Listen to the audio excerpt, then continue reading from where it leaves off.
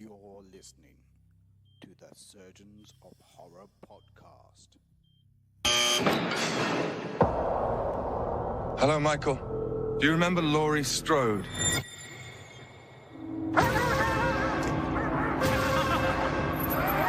Say something, Michael.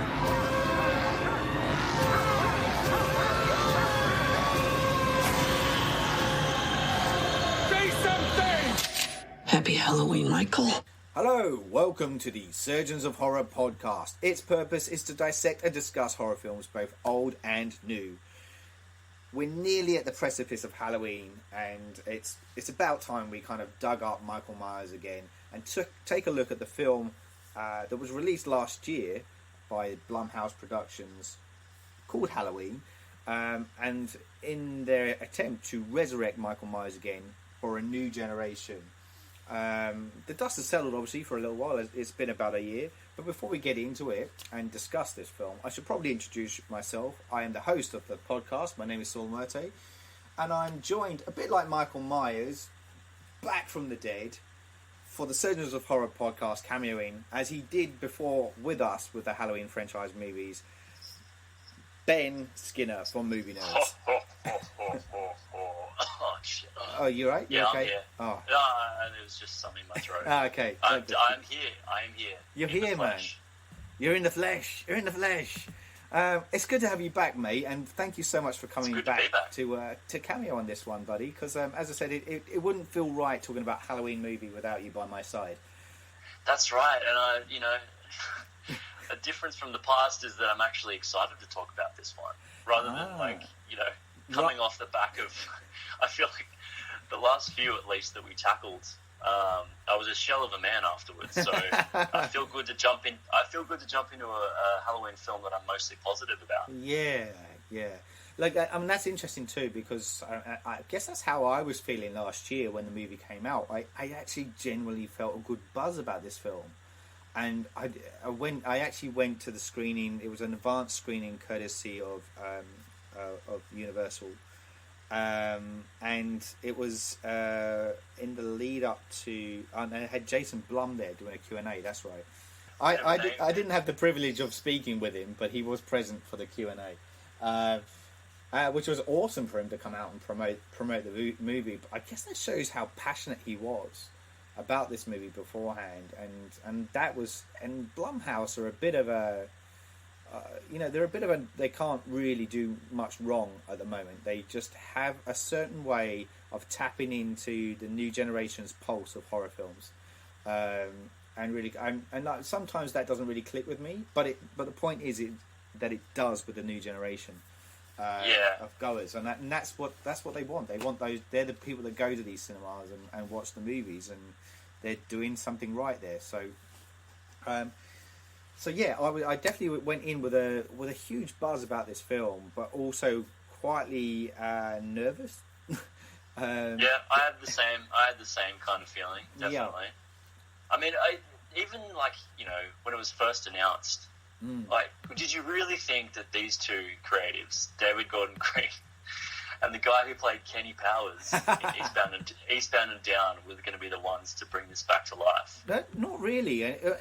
To me, it was a really, really odd choice. All I knew of David Gordon Green was Pineapple Express, and so I'm really not. I'm kind of sitting there going, right, curious choice. And I was watching one of the like these extras on the DVD, on the Blu-ray, I think it was, that I've got for this movie, and it was an interview with Jason Blum, and David Gordon Green was there, and Jamie Lee Curtis and John Carpenter. They're kind of talking amongst themselves, having a conversation around this. And Jason Blum did say that he likes to go with directors that aren't necessarily known for horror. Because his school of thought is that if they're a good director, they'll be able to do it. And he always had David Gordon Green in mind to do something. And I think they didn't mention what it was, but he kind of said that I want you to come and direct for me. And whatever it was, for whatever reason, it just didn't bite. But when Jason Blum put the card down on the table for Halloween, that just caught David Gordon Green's imagination. He was like, yeah, I feel excited about doing this one. And then the rest is history. You know, the movie got made. So yeah, and I think they got fans on side early on when they, you know, announced that John Carpenter would be involved. Yeah. I think that was the key. They would have known, like, that was it. It was kind of like, you know, when they got Leonard Nimoy involved in the new.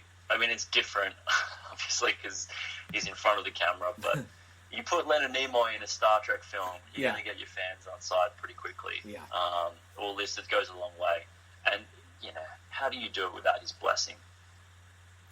Well, I mean, I suppose they needed his blessing, right? Does he have the final say on whether this stuff gets made or not? I suppose not. Yeah, I'm not so sure because I don't know who had the actual rights to it. But yeah, because otherwise we wouldn't have had all these shocking Halloween sequels over the years.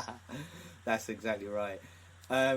Yeah, like it's interesting, isn't it? Because like I think that's the sign of how good Jason Blum is as a producer, though. Because he knew that he's a big horror fan himself anyway, right? And that helps, having somebody that's a fan of the genre. Doesn't always necessarily work, but it helps. But he definitely knows his audience too, and he knew that how integral it was to have John Carpenter involved.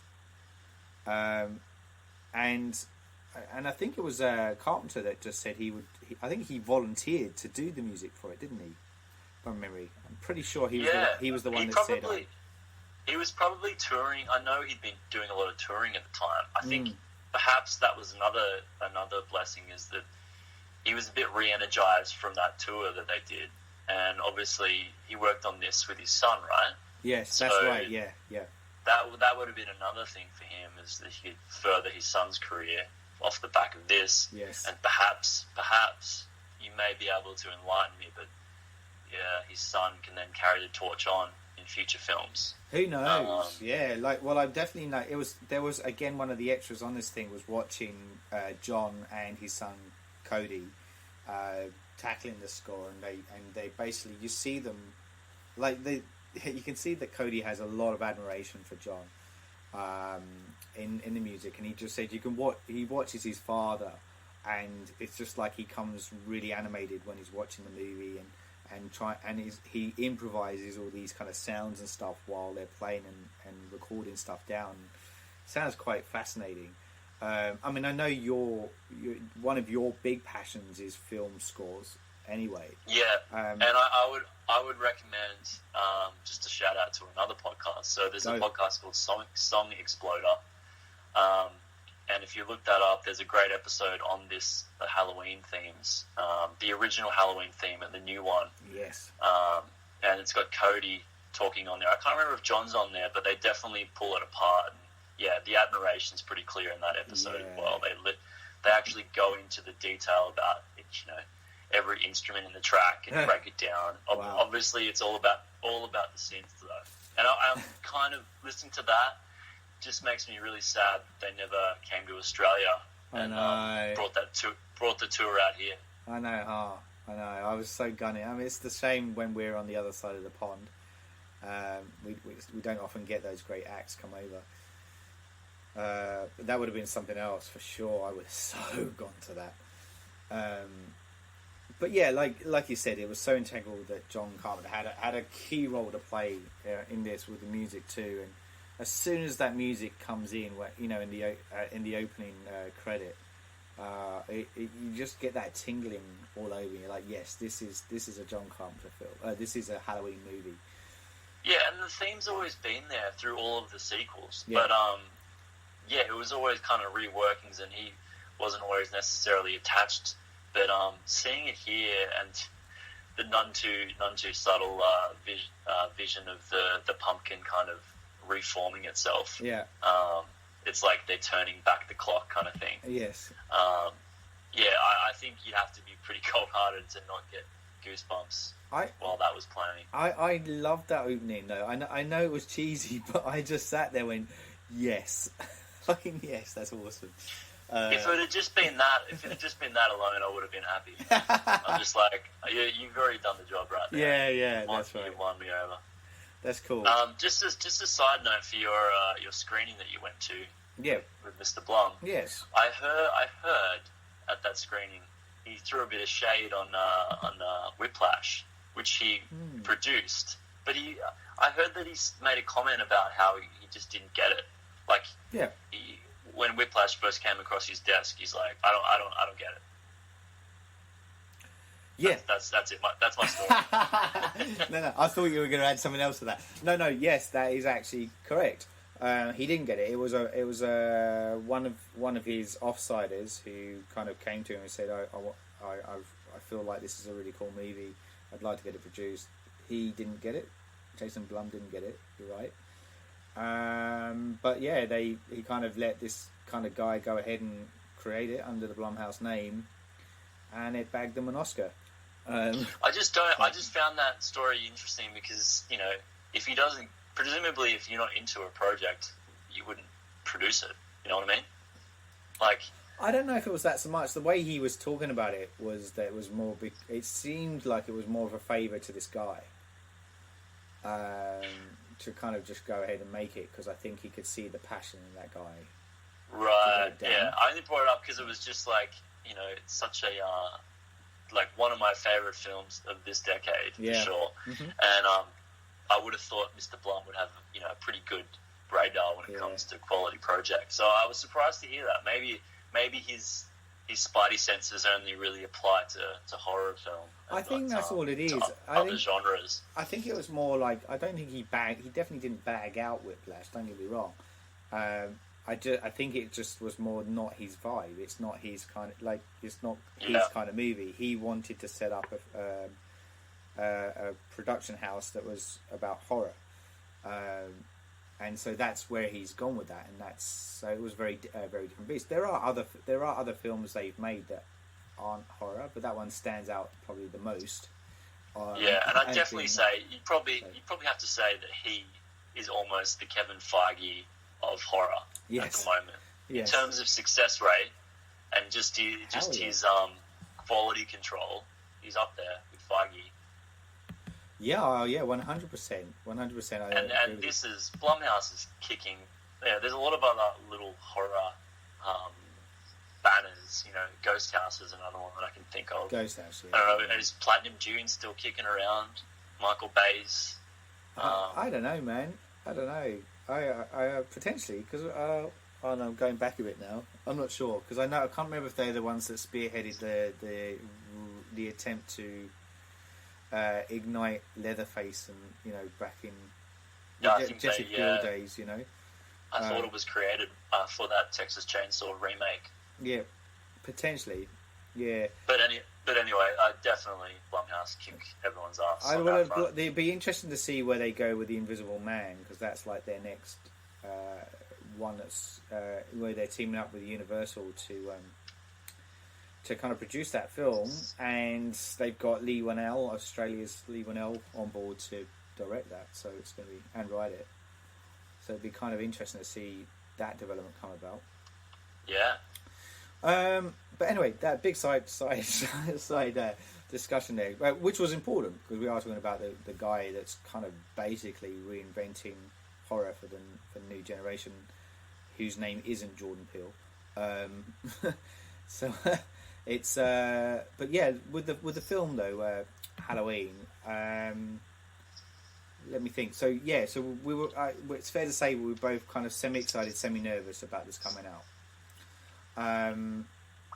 And well, maybe we should start getting into what we didn't mention is obviously the return of Jamie Lee Curtis playing Laurie Strode is equally as important to the franchise, and also that this movie is, and most people know this that are fans of the horror films, but just for the sake of saying it, this movie is supposed to be a direct sequel from the very first film. All of the other films are not part of the canon of this particular universe. Yeah, it's kind of, if they were going to make another an Alien movie that wasn't Ridley Scott's new timeline, Yes. So they're going to make a direct sequel to Aliens. It would be follow a similar route, I think. They'd ignore Alien 3 and 4 and then just make a sequel to Aliens. You I mean think that's something what, like Neil Blomkamp was kind of touting a while Yes. back? That's right. That's right. Yeah. Yeah. Some fans get quite outraged at this because it's like canon is canon. You can't just erase. You know, Yeah. it's not like yeah, it'd be like erasing the Star Wars prequels. As much as we want that to happen, sometimes it's better off just left as is. And that was kind of their only option, right? Because doing a soft reboot rather than a full-on reboot, it's a little bit less cynical. Yeah.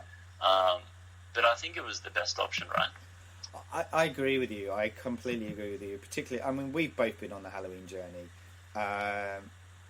You know, by the end of, well, there's been so many kind of scratch that, start again moments on this, right? That I think it was really their only option. I mean, I'll just quickly look at it because, like, obviously Halloween and then Halloween 2 came, and then Halloween 2 followed on swiftly from the footsteps of Halloween as far as timeline is concerned. It still happened in the same evening of the events that occurred in the first Halloween. Halloween 3, no more Michael Myers, Season of the Witch, and, you know, completely gone. Most people were a bit confused about why there was no Michael Myers. Then Halloween 4, we get the daughter, Laurie Strode, and we kind of follow her journey through into Revenge of Michael Myers and then the Curse of Michael Myers to a degree. To when they scrap it all again to go Halloween H2O, Laurie Strode's back, and then oh my god, the damn awful Resurrection, and then scratch that. Let's just remake the whole thing. Let's get somebody in, Rob Zombie. Let's bring him in, and we get the 2 Rob Zombie movies. So, and that was obviously a remake. It actually was a remake. So I think that you're right. I think that's the thing, and I think that potentially is why David Gordon Green and Danny McBride were able to win over the producers with their idea, because that's exactly what they would have put in front of them. They said, "You've done this, you've done that. Let's just go back to the beginning and pick it up and look at what made the original so good, and carry on the baton from there." Yeah, it's the same approach that Ryan Coogler took with Creed. It's kind of like, yes, it is a sequel, but it's sort of a reboot as well. Yeah. You're taking an older character, a known veteran. The people are coming to the Creed film because they know the Rocky story. Sylvester Stallone can play an aging Rocky. You got gravitas. Mm-hmm. Laurie Strode's kind of the same. And now, you know, Stallone, it works so well for Stallone, he's going off and doing it with Rambo as well. I know. And it lends the whole thing a bit more. I don't know. It's just interesting. Like an older Laurie Strode, like that's interesting creative ground to tread, I think. I think so, and I know we haven't really gone into, and maybe we'll kind of rattle through the plot line, but there are so many talking points about this, and one of them is this older Laurie Strode, and the big selling point for this film, which for me is still one of the reasons why it's a very powerful film, is that it tapped into the trauma and the effect that trauma has on those that survive. And we see this battered, withered character that we have come to love from the franchise as she is 40 years down the track. And the scars are still there. The mental scars still hang on her. And I honestly think this is probably one of the rawest performances I've seen Jamie Lee Curtis do on film. Some of the scenes are just, you can see the pain coming off her, you know. I thought she was amazing in this, I have to say. She got her second run because obviously, you know, in the timeline of this now defunct canon, she's obviously already dead, right? Yeah. So yeah. This maybe she wasn't entirely happy with the way she went out, so this gives her another chance to give the character a better send off, you know. Yeah, I guess so. I mean, we say that, but like, I think it took a lot for them to come back, to invite her back for Halloween H2O, right? That was obviously 20 years after the original came out. And that had its own success, as we've discussed about with the Kevin Williamson kind of script, and he was incredibly popular at the time. But she really did want Laurie Strode killed off, and I think that was almost her pushing for that for Resurrection to come about. And arguably it wasn't done. Yeah, go on. Sorry, I was just gonna. It just reminds me of Harrison Ford begging George Lucas to kill him in Star Wars. Yes. But he got a pretty good death scene. He did. Spoiler. What? Yeah, no, you're right. But I think it was kind of that, and so this is what's interesting about what they made of her character, and I think she even said something like she got to page 3 or 4 of the script, and she already knew she was going to say yes, which is interesting because if you look at going off the script, I don't think she would even appear by page 3 or 4. But there you go. But apparently she was sold early on with the first few pages of the script, and little wonder that she was really crowing about what David Gordon Green had done with her character too on screen. And I mean, she's going to go promoting it anyway, so you know it's her movie, and I think. Yeah, well, as soon as it started showing the success rate, they obviously kind of were really pushing behind it, and you know, people start asking automatically, would there be a sequel, and asking those questions. And I remember her saying, as long as David Gordon Green's directing, I'm going to be there, which I think says a lot about her faith in the director. But yeah, I also read just very quickly. I also read that when they originally wrote this, they actually wrote 2 films, as in the first film and a sequel to it. Apparently, maybe like an outline, but yeah. Well, they kind of said like, well, we're going to do this, and then they were going to go and almost shoot them back to back, and then they said, well, no, let's not get ahead of ourselves. Let's just see how the first one goes. So it makes you think that they already did have an idea, and they were quietly kind of watching to see how this would perform. And obviously now, I think it's now they just announced recently that the cameras will roll again in September, which, as we are recording, that's in advance. But when I'm releasing the podcast, that would have already have happened. So it's definitely going ahead, which will be really, really quite interesting to see. Yeah, it's great. It's great that it did well.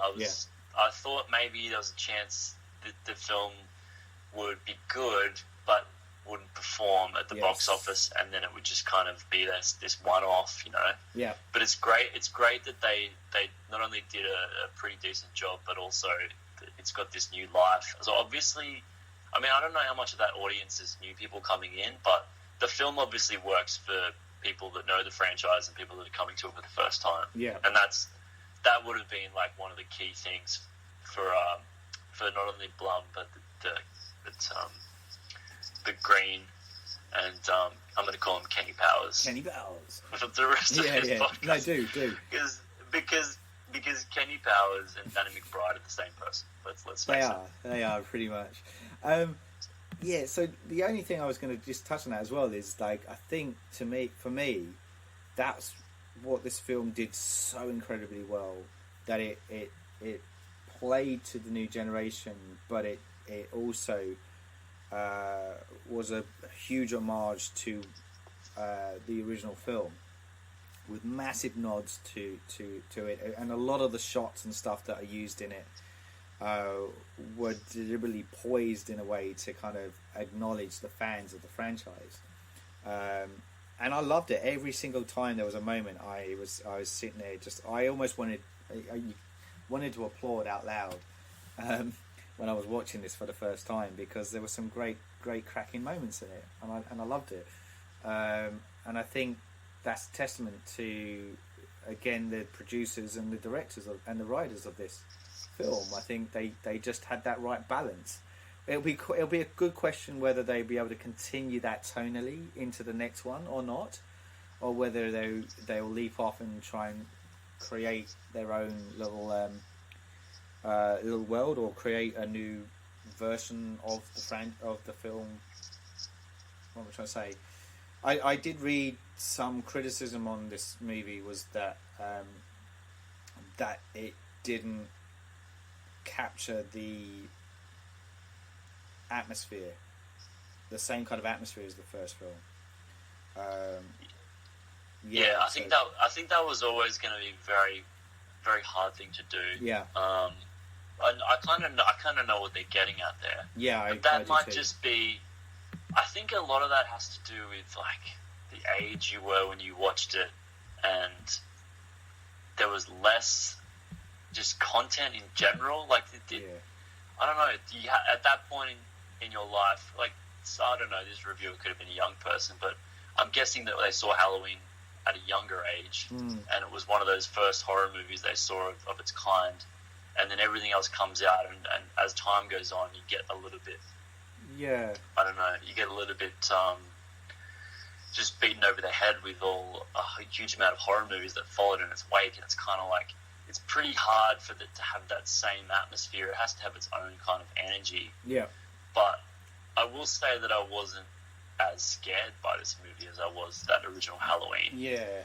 But you know, I was in friggin' high school when I watched it, so that also affects things. I mean, yes. Were you're probably look, let's face it, you're a hard man to scare. Did you jump out of your seat at all during this? No, but I thought what I really enjoyed about this movie was just how brutal it was, and I loved the fact that they just it felt like they were letting Michael Myers off the leash, and it was like he had been penned up in a sanitarium prison for all this time, going stir crazy, wanting to unleash pure evil again, you know.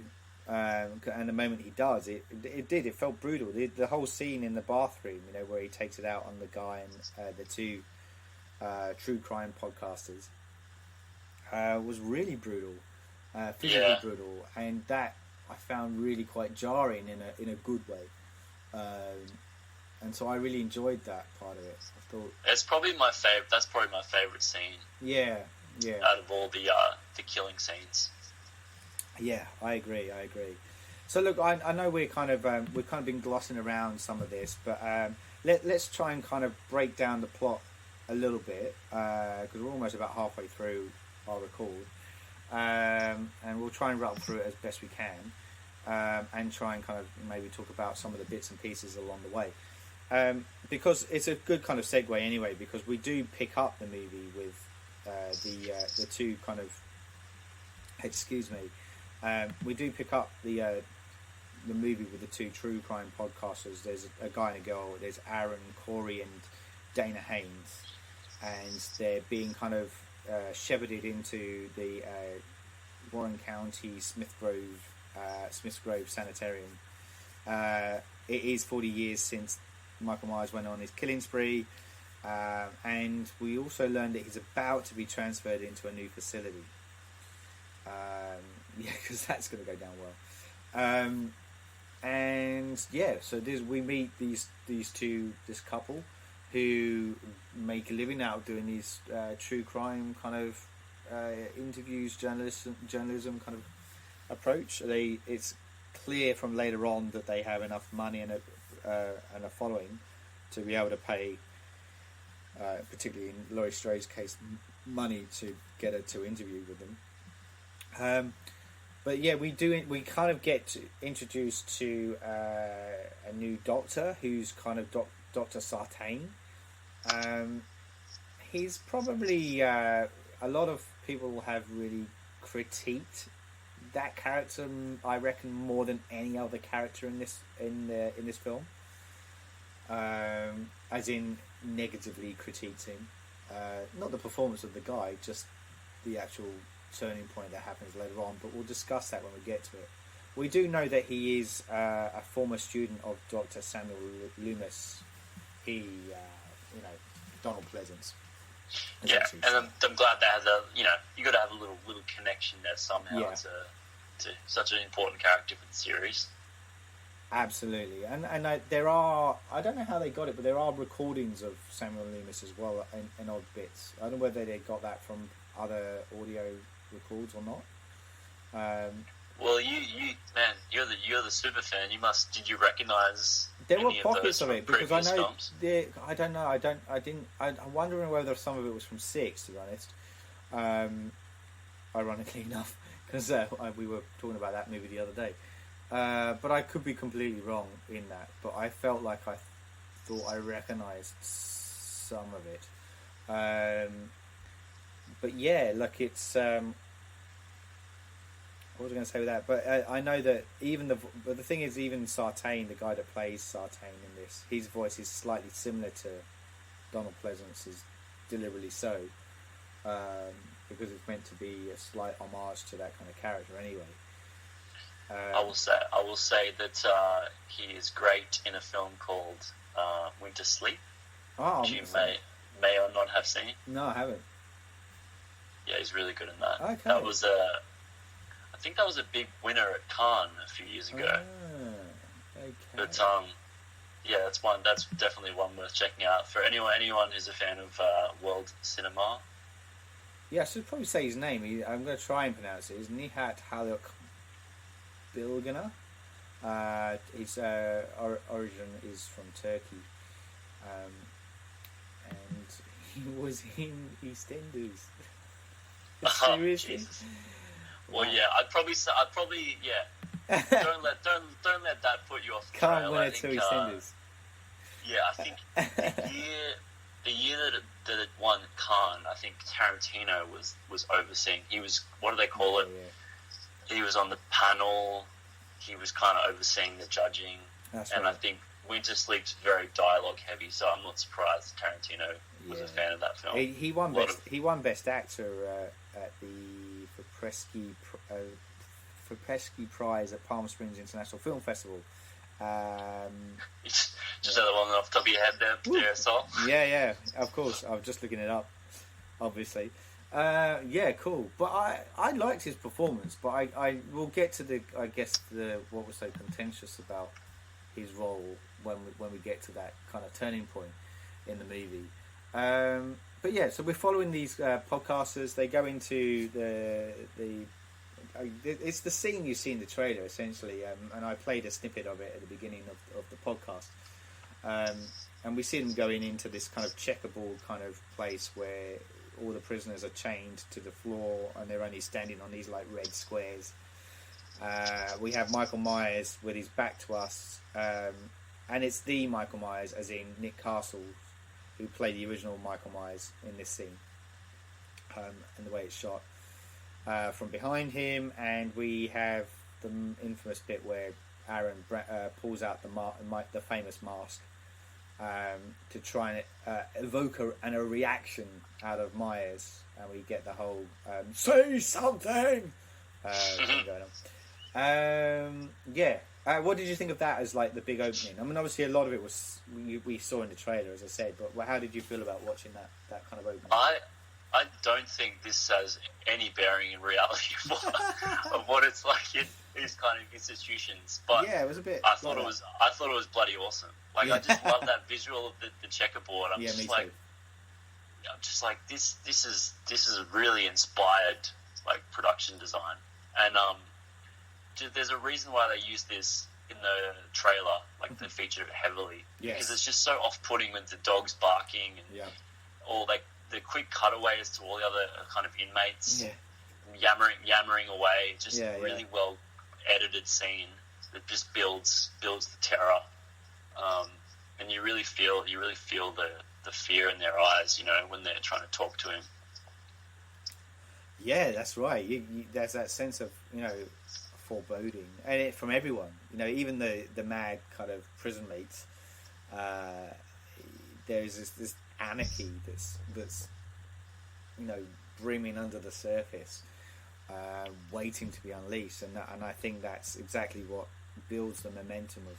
We're just, it's like us. We are those prison inmates in in a sanatorium with him, just begging it's for it kind to of happen. it's like an area that like the Riddler designed or something. Like Yeah, in Arkham, this is like in Arkham that it's just designed by a madman. I'm like, there's no way that any institution within. I mean, I don't know. I could be wrong. Maybe this is like an exact replica of something that exists. It does. But yeah, really, really effective scene, and Yeah. like pretty badass intro for the character. Oh, it's great. And then obviously we get the whole kind of bit with the pre-credit sequence that we already spoke about with the pumpkin, which we said was really, really cool. Before we then, then we do get introduced to Laurie Strode at this point, and we get a bit of background around the family dynamic as well. We see that Laurie Strode is living on her own. She lives in a very kind of fortified house. She's packed to the nines. And we learned that she has a bit of a strained relationship with her daughter Karen, played by Judy Greer, who, for me, will always be Kitty Sanchez from Arrested Development. And I always had in my mind that she's more of a comedy actress. I mean, she's done so many other like straight films, but in my head, that's who she is. So when I heard about the casting of her, I was a bit. Yeah, she's always playing like she's always just kind of there, isn't she? She's always playing like a character actor. Like the best friend or whatever. She's man, I sound like I'm just completely shortchanging here. No one wants to be called just a character actor. She's just one of those actors that's always really solid in whatever she's in. Yeah. But I will say, yes, I first and foremost, I do think of her in the comedy stuff, and I think she's tried in recent times anyway to try and distance herself from that. She was even in the new Apes films. She played Caesar's partner in the new Apes trilogy. Little known fact, actually, probably quite well known fact. But I'm just going to throw it out there like it's a little known fact. Yeah. Well, we stand by that statement. No, it's little known. I didn't realise that. But then, I was aware that I think she was in that Charlie Kaufman film as well, the one with Meryl Streep and oh my God, I've forgotten what it's called now. Adaptation. Thank you. She's in that. I'm pretty sure she's in that too. She's just. I mean, she's got a solid CV. Does the old Judy Greer, and she's maybe one day she'll get that juicy dramatic role that she's seeking, to have her day in the sun. But yeah, I think she's pretty good here. Yeah. Like do you buy the relationship between her and Jamie Lee Curtis? Do you buy that that's her mother? To a degree, I think I do. Yeah, because if you feel and that's what I still think tonally that's what they get really on the mark with this, because as I said, it's a film about trauma survivors and growing up with somebody who has had this ordeal, and then that be your mum, and have her so affected by it that she's had apparently 2 divorces, according to the plot line. Not that I think that's openly revealed. I don't remember hearing that, but apparently that's the case. And that would have an impact on her, and the way that she was brought up pretty much as a doomsday prepper, in response to that always having that fear surrounded by it, but she's almost been worn down by it. But because it's 40 years down the track. I don't know how old she's going to be. She wouldn't be 40 obviously, but she'd be close to that. And have that her whole life, she's worn down by it, she's bored of it, and keeps talking about Michael Myers kind of coming back, but nothing ever happens. So she's now treating her mum as a bit of an embarrassment to the family, and has distanced herself. What's interesting about though is that it's almost like it has to skip that generation to introduce the granddaughter, who is Alison, played by Andy Matichak. And the reason I'm saying it has to do that, because that's effectively what we're doing in this. We are talking to the people that grew up with the 1978 original. We have to bypass this huge chunk of time to try and reignite this movie again and reawaken it and bring it to the new generation, and that new generation being the people of Alison's age, right? That's essentially what we're doing here.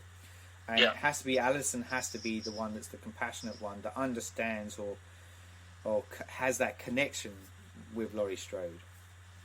Yeah, because this is like a teen slasher film. That's what the template that was set all those years ago.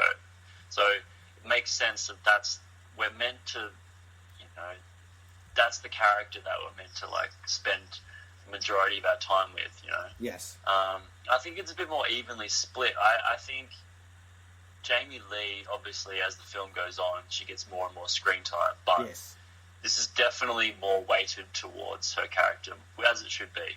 And it'll just be interesting to see in the sequel how that varies. Yeah. Because once again, using Creed as the template. Yeah. Stallone was definitely in the sequel a lot less than he was in the first one, so you can see that gradual passing of the torch happening. I feel like it will be. It's exactly what I was thinking earlier on. I feel like it will need to do that to a degree. Whether or not that means that would result in the demise of Laurie Strode again, I don't know. It'll be interesting. I mean, did you think? We're skipping to the end a little bit here. I don't mind that, mate. That's fine. But were you thinking like that she was going to go in this one? Surely. There was a point in it, wasn't there, where she, that she may have to sacrifice herself for her family to survive. But the problem with that, though, is that we're still dealing. I think they needed to have Laurie Strode have that resolution. She's carried this burden all her life. She's been this victim of this ordeal, and she has to confront Michael one last time and rid herself of that demon. And that's effectively what we're getting in the ending of this film. It also frees them up to just go where they want to go for the next one. And ultimately, that's why I'm wondering. That's why I throw that kind of question out there: will we see the last of Laurie Strode in this next sequel? I feel like we might.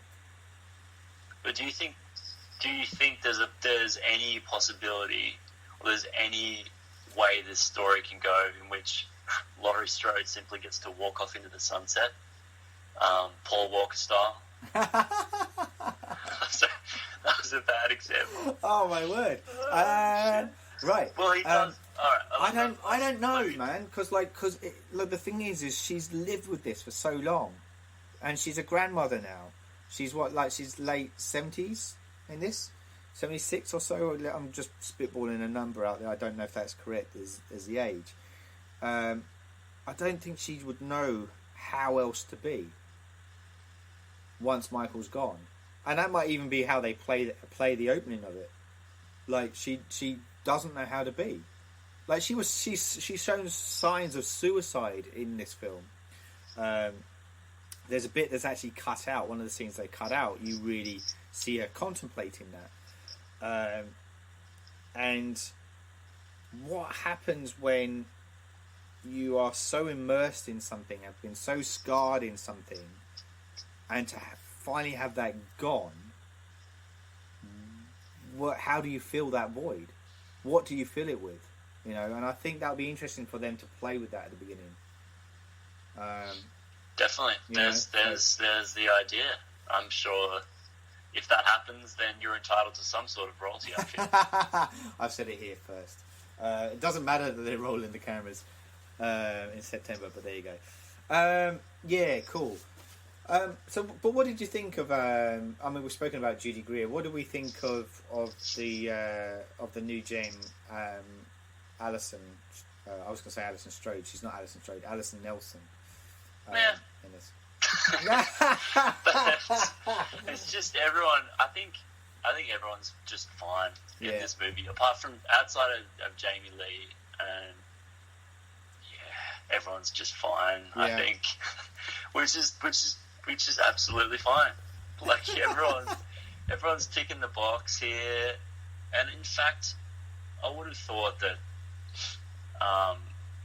the thing you miss, I think, is Donald Pleasance. Yeah. Because in the original film, it was Jamie Lee was obviously amazing, but Donald Pleasance lent it a bit of credibility, and I think that's probably that's probably what's lacking here. Like a lot of these people, they're definitely a million times more likable than a lot of the characters we've seen over the course of the franchise. Yeah. I definitely didn't want them to die as much as some of those characters, but they are definitely not. Like, I don't see them as necessarily, like, important. I think they're all expendable. Yeah. I don't hate them, though. That's a good thing. I don't hate them like I hated all those many characters that were slaughtered over the years in all those terrible sequels. Yeah, that's true. That is true. I mean, even Karen's husband, Ray, I want to say his name's Ray. In this, he's kind of a bit of a goofball, but likable. You know, I'm talking about the Allison's father, essentially. Yeah, he's great. Yeah, but I think it's that thing of like we've moved on probably from the time when everyone had to be a certain cliche stereotype, and that was always dialed up so much. So if you were the annoying best friend, you were like a really annoying best friend, and that would just go for every single archetype in the film. But we're kind of free of that now, and we're seeing it across like every genre of film. So I just think this is just definitely a slasher film for 2018. Yeah. It's just indicative of that, I think. Yeah, I agree. One question though: did you not feel that the boyfriend's best friend fell a little bit into that annoying territory? Well, he was. What would you call him? He's a stoner, right? Yeah. Is he kind of the equivalent of the boyfriend from the first film? Yes. Yes. Coming upstairs in the sheet. That's right. That's the same sort of kind of role. I think it's definitely a callback to that sort of thing. Yeah, I guess so. Maybe, go on. Maybe he is kind of fulfilling that stereotype. I don't know. When I watched, I didn't notice it so much when I first saw this in the movie, but when I rewatched this ahead of the podcast, there were some pockets of it, and I was just like, "Yeah, you're starting to be a little bit of a douche, man." And it was starting to grate on me a little bit. It was interesting. I didn't notice so much on the first viewing, as I said, but yeah, and that's probably what's meant to be the case. I'm not faulting the actor in any way, shape, or form. I'm just wondering. Maybe it was a good thing that he got killed off. I just remember one of the worst ones was the boyfriend, the kid from Jumanji that was in Halloween H2O. I just remember thinking, like, he was like, I wanted him to die within seconds of seeing his face. The kid from Jumanji. And at least, I think you're onto something there. I think the character you're talking about definitely is the closest I can think of to that stereotype in this film. But going back to Allison though, her character. Sorry, go on, I really am struggling to think of like too many scenes where I think the dynamic between Jamie Lee Curtis and her daughter is definitely more like entertaining than anything to do with Allison. The Next Generation Down, which I don't know is a good thing or a bad thing for the future of the franchise, but I found it interesting, like all that stuff with the backstory of how she was brought up by Laurie and all that kind of stuff, the Doomsday stuff you were talking about earlier. That's really interesting. But I'm struggling to remember any memorable scenes between Allison and her mother that were anywhere near as interesting. Well, well, you know, you're tapping onto a pretty good point there, because you're kind of saying stuff out of my mouth before I get to ask you the question, but I was exactly thinking that too. What does that hold for the franchise if we're starting to say there isn't much dynamic to her character?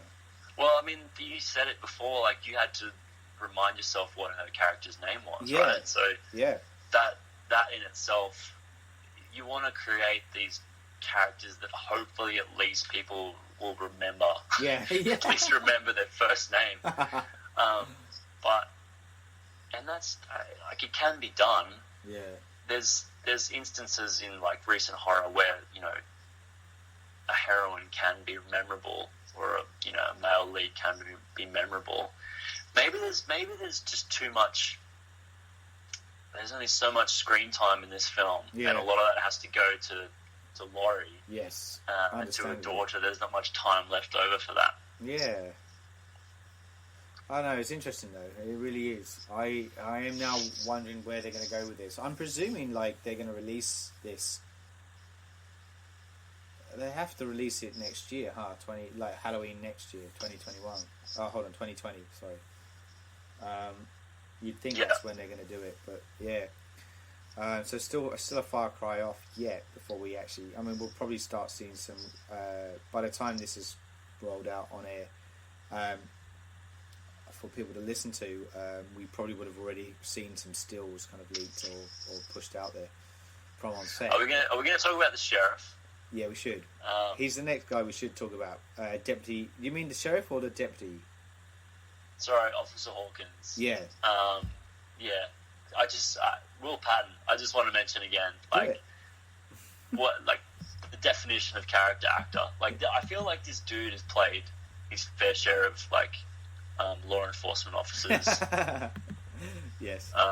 In his time, I seem to remember him in a few Bruckheimer films. Yeah. Like maybe a Gone in 60 Seconds, or like a Con Air, or Armageddon. Definitely Armageddon. But yeah, he's just kind of shows up in those kind of roles. Yeah, It's kind of like the dude that plays the general in Independence Day. Yes. Sort of like advising President Whitmore. Yeah, He yeah. always yeah, plays. right. I feel like he always would play an army dude, and this guy's just been in so many films. Like, Oh yeah, like he's just got one of those faces. You just kind of see him and go, "Oh yeah, I know that. I know him from somewhere. I've seen him in something." But he also, what I liked about him in this is that he kind of acts without effort. In this, like, and I'm not saying he doesn't put across, like, his character is really convincing. But he's just like, he's almost like he just slips into that character without much, with simple ease, you know. It's because he's played it like 100 times. he's on autopilot. Yeah, yeah, maybe that's what it line is. where- But like, line where it it's says not to like Laurie, it's not like he's terrible though, because like, you know, there's the pocket where there's the point where he is at the gas station and they discover, you know, what's happened there, and he turns and sees Laurie, and there's this moment, this flicker of moment across his face, you know, that is incredibly subtle, but it just echoes how good a performer he is, you know. And yeah. I've just remembered that Allison's father Yes. in this, Yes. Judy Greer's husband, Yes. Toby Huss. Yes. He was awesome in *Halt and Catch Fire*, Yes. which is a really underrated show. I love that show, and he is so yeah. good in it.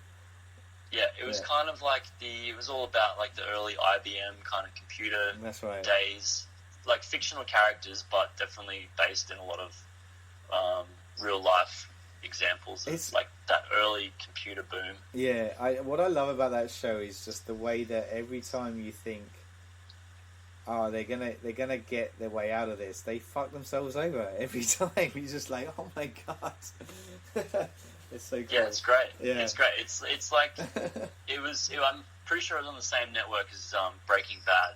Yes, And AMC. Yeah. I always thought it was going to catch on in the way that there we go, catch fire.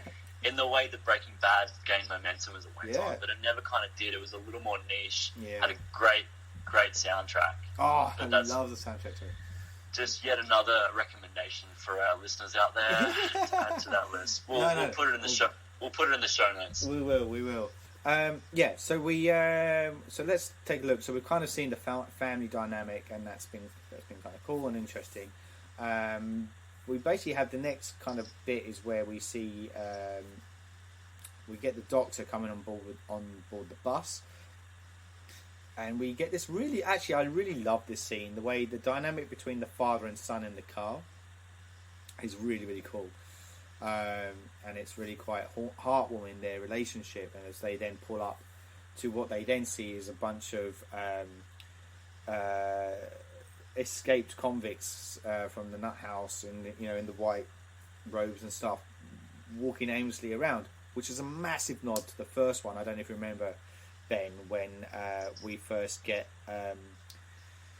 Sam Loomis arriving on scene in the car with the nurse character in it, and we see all these kind of escaped patients kind of roaming around. In this instance, there's a bus, the transport bus has crashed. Yeah, absolutely. That's a visual that's always stuck with me. And that's particularly that sound effect when one of the patients jumps, sort of over the top of the car. Yes. And it's a great little scene too, because we're seeing it mainly from the son's perspective as the father goes out, and we don't really hear from the father, and so the son goes out to investigate armed with a rifle and goes out, and he ends up shooting the doctor inside the bus, who somehow survived and still survives the shot, before then trying to run back to the car only to kind of get killed by Michael in a really gruesome kind of way. He has his neck kind of slit, but it's one of those moments where you think, oh, he's going to be the one that gets away to tell the story, isn't he? But no, they kill him off, which I thought was quite brutal.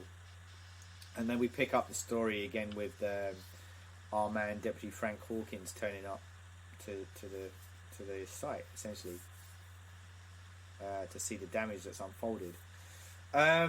We also then pick up again, just to remind us of the guys at the beginning, the podcasters Aaron and Dana, who are still doing their podcasts, and they've gone to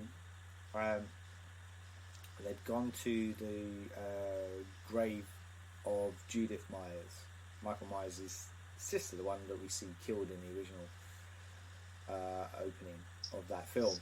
And they're there just to kind of, I guess, create ambiance for their podcast.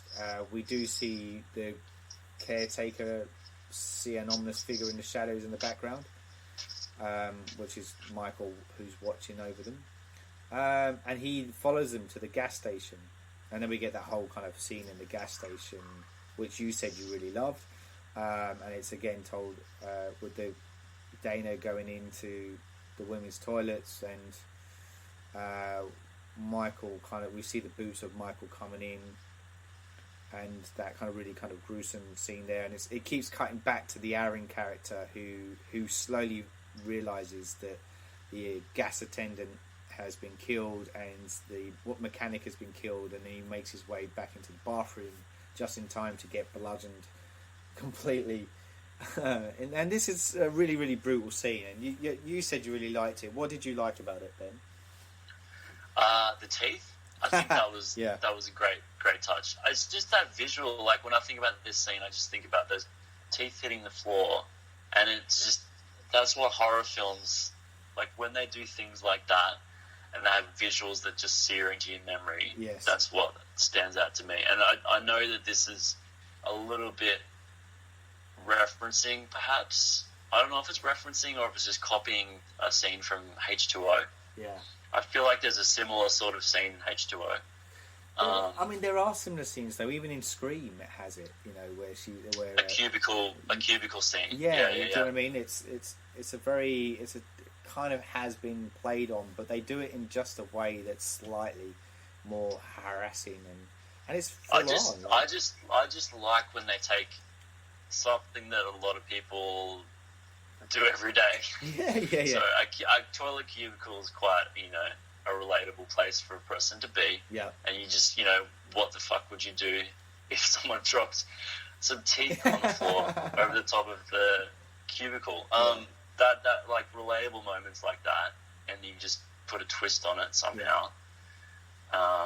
It's just great. And then, like, as a set piece, I just think it works really well. Yeah. Like crawling along, and he's just shaking all the cubicles, and it's just that menacing music track, like in the background. That's how you build like a memorable sequence, I think. So that's one of the ones that stood out to me. I do like the bus scene as well, though. Something about the bus scene that's good. Quite gruesome. Yeah. Hey, I'm just throwing this out there. When I first watched the movie, I didn't really actually realise that the male podcaster, the Aaron character, was actually dead. No, I didn't either. Because, he gets his face pretty much fucked up and bashed around. But there's a bit where he slumps into and when I watched it again, I was kind of watching this. He slumps with his back to the wall, and he's blinking and really dazed. But then we don't really see him die. And I just took it that he survived that. I thought, oh, maybe he lived. But apparently, no, he's definitely dead. But I never got that impression when I watched it. So I was just curious to see your take on it.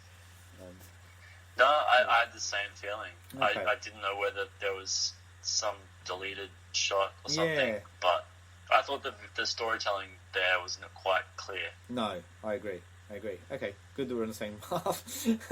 All right. So then we get, the aftermath. Deputy Hawkins turns up on the scene, and he explains to the sheriff character, the guy with the big cowboy hat, that they're basically going to be fucked if this is Michael Myers was on the scene. We also find out that, I think it's in this scene, we find out that the deputy Frank Hawkins character was the guy that actually arrested Michael Myers after the original events unfolded, and you kind of think, how the fuck did he manage to do that? But somehow he did. And then we get Laurie kind of hearing the news about Michael breaking out, essentially, on the news, and she goes to try and warn her daughter, her husband, but they dismiss her as usual. Then we get Michael on a rampage, don't we? Like, this is where he then turns up at Haddonfield, and we get the kick-ass music as the kids bump into him, and he basically just goes from house to house killing people. What do we think about this kind of scene that unfolds? Yeah, a lot of nice long takes here, and it reminds me. Does it not remind you of the opening of Halloween 2? Yeah. In a lot of ways. I do. Yes. And I just love David Gordon Green. Actually, does love a good tracking shot, and I think he gets to show it off here. Yeah. This is something that, and again, this is just something that the sequels didn't have. Is just this director that's obviously quite he comes from an indie film background, but he's a film student who wants to do film stuff, and he's in a horror film, and he's trying to move the camera and keep you interested as an audience member, and trying to make this part of the film different from the rest. Yes. I think it's important that you can get really fatigued in a horror film if it's just one death scene after another, executed in exactly the same way. Mm-hmm. Slow build, jumps, a fake jump scare, and then an actual jump scare. Every single death scene's executed the same way. But to change it up in this way, have a lot of those sustained long takes where the camera's placed outside, and you're watching the character for a little bit, and then you see Michael pop up in the background, and then you know that they're dead, but they can't do anything about it. It just makes this section of the film different from the rest and breaks it up a little better, I think. And I think it's really strong.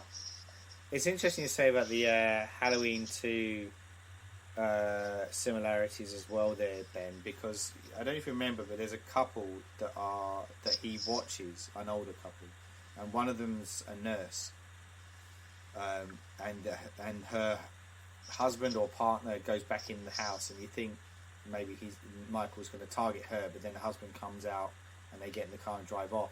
And the reason why I note that is because obviously in the second film it's set within the hospital, and I wonder if that was a deliberate kind of nod to say, yes, I am referencing Halloween 2 here by having that nurse character in that one fleeting moment. Yeah, I would not be surprised. Is there an audio commentary on the Blu-ray? Do you know what? There probably is, and I didn't get around to listening to it because I don't have much time on my hands. I scramble around trying to watch all the extras and stuff, and I know that I could probably get more insight by watching any of the extras like that. But I think the ultimate double bill would be to listen to this podcast and then go off and listen to the actual commentary from Gordon Green, and then see, which I'm sure Saul is completely correct in saying and making this assumption. I do wonder. I've said this before at the preface of our podcast chat, but there are so many nods to the original in this movie, and a lot of it happens within this section that we're talking about. So there's a point that I forgot to mention when Myers is roaming through the houses and stuff, and he's killing people at whim. There's a baby crying in a cot, and he walks up to the baby. And there's a moment where you think, oh, is he going to kill the baby? But then something catches his eye or his hearing and he walks off. And this has been a bit of a point of contention because people have said, if he is the epitome of evil, then he would have just killed the baby, right? Oh, Jesus. And I get it. I get as a choice, you don't really want to go there because that's really going to put off a lot of people watching the movie. Right? But in that case, why have it? Why have the baby there? It's purely just to put the audience off, right? Just to keep your audience engaged, and because I do think you're right. I think he probably would go through with it. Yeah. But he gets distracted, But I think it's just purely to get the audience on the best seat. It pulls you away from where he is and into the next kill, essentially. But we do then pick up the movie with Allison's best friend Vicky. We do see her a bit earlier on with the stoner boyfriend dude, and they're babysitting the kid who I don't have his name in front of me. And that's a bit of a comical moment too. The interaction between Vicky and the younger kid. Got quite a lot of laughs from the audience from memory. There's a fun. That definitely is one of the opportunities for comedy in this film. Yeah, like it's nice that they've got those moments because the kids in the original were like that too. They tried to have moments of levity. Yes, that's right, and it's kind of good that we don't see him die either. Like he does escape. But then we also get, this is the bit where we do get the scene from the trailer that we see where the babysitter's trying to shut the closet door, opens it up, and there's Michael. And and there's a brutal attack on her as she's trying to escape, and he pulls her back into the room. See, I think if I hadn't seen the trailer, I think this would have been the best jump scare in the whole film. It reminds me of the car scene from the original, the jump scene in the car. Yes, I know the bit you mean. Yes. But seeing it in the trailer kind of ruined it for me. Yeah, same. But what I did like again is the nod to the original, where we get, in this case, it's the boyfriend who goes out into the outhouse, garage shed, if you will, which is what the character did in the original movie. The girl goes out, but she's doing the laundry, and you feel like she's going to get killed at that point, but she doesn't. And a similar thing happens here, where you think he's been lured outside, but then he sees the motorbike, and it's a bit of a switch in direction, isn't it? Because then you find out that Michael's actually inside the house. So, but I thought that was kind of cool. And then we get the boyfriend going in, and we don't actually see immediately what happens to him, other than him picking up a knife and says, fuck this shit, and he goes to try and save his girlfriend. and we don't actually get what happened to him until the deputy turns up on the scene and he comes into the house, and we see the boyfriend pinned up against the wall, much like the Paul character in the original movie was pinned to the wall with a knife, which I loved. I see. I thought this was just a bit too much. In terms I loved of it. Callbacks. You didn't like it. I thought maybe there was a new spin they could have put on it. I don't know, like have him be skewered in some way, but not so similar to the way in which he was skewered last time. I don't know if I have the answers there, but yeah. I think it's slightly different though. Like he's not like, because in the first one he's pinned to the wall straight on.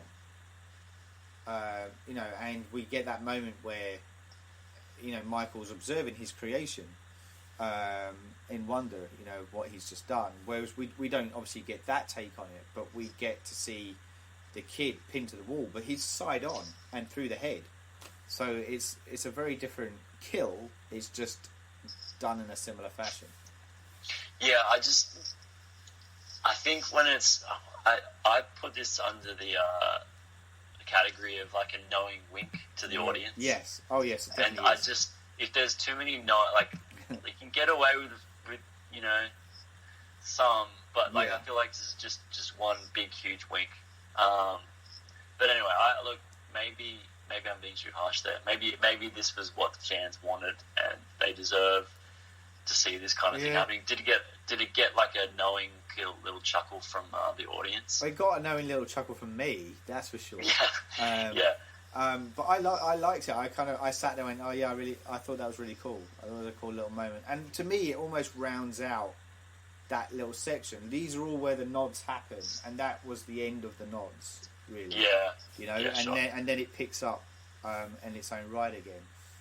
So it's almost like it's rewarding you at that point. As we pick back up with the plot line again, this is where we see Laurie and Michael come face to face again for the first time in 40 years. Not necessarily true, but in this timeline, it is true. Because obviously we had H2O come into effect where they did come face to face before. And this is the moment where she sees him, doesn't she, through the window and takes pot shots. It's kind of, we saw glimpses of this in the trailer, right? Yeah, that's right. Yeah.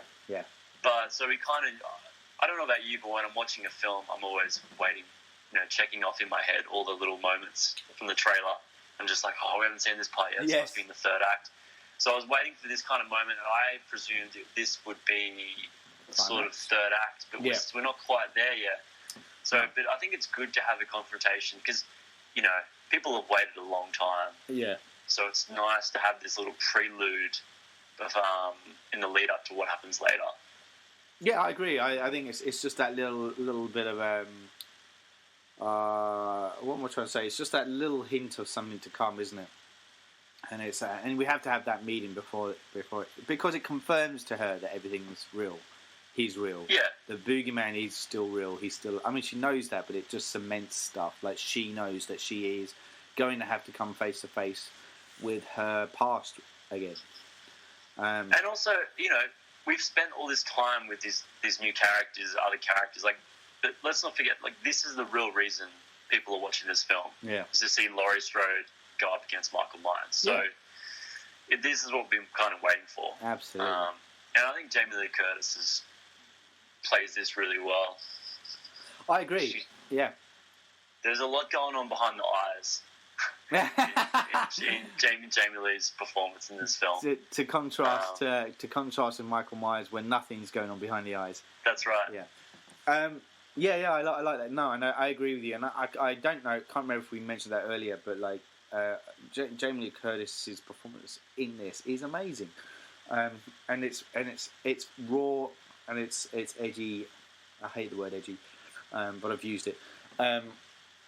But it's real, I think, is the thing, and we really see, she makes it believable. She's a worn down and weathered older lady who is carrying a scarred past, and you can really see it in every inch of her face that she's carrying that, and the pain and the torment of Yes. that, yeah.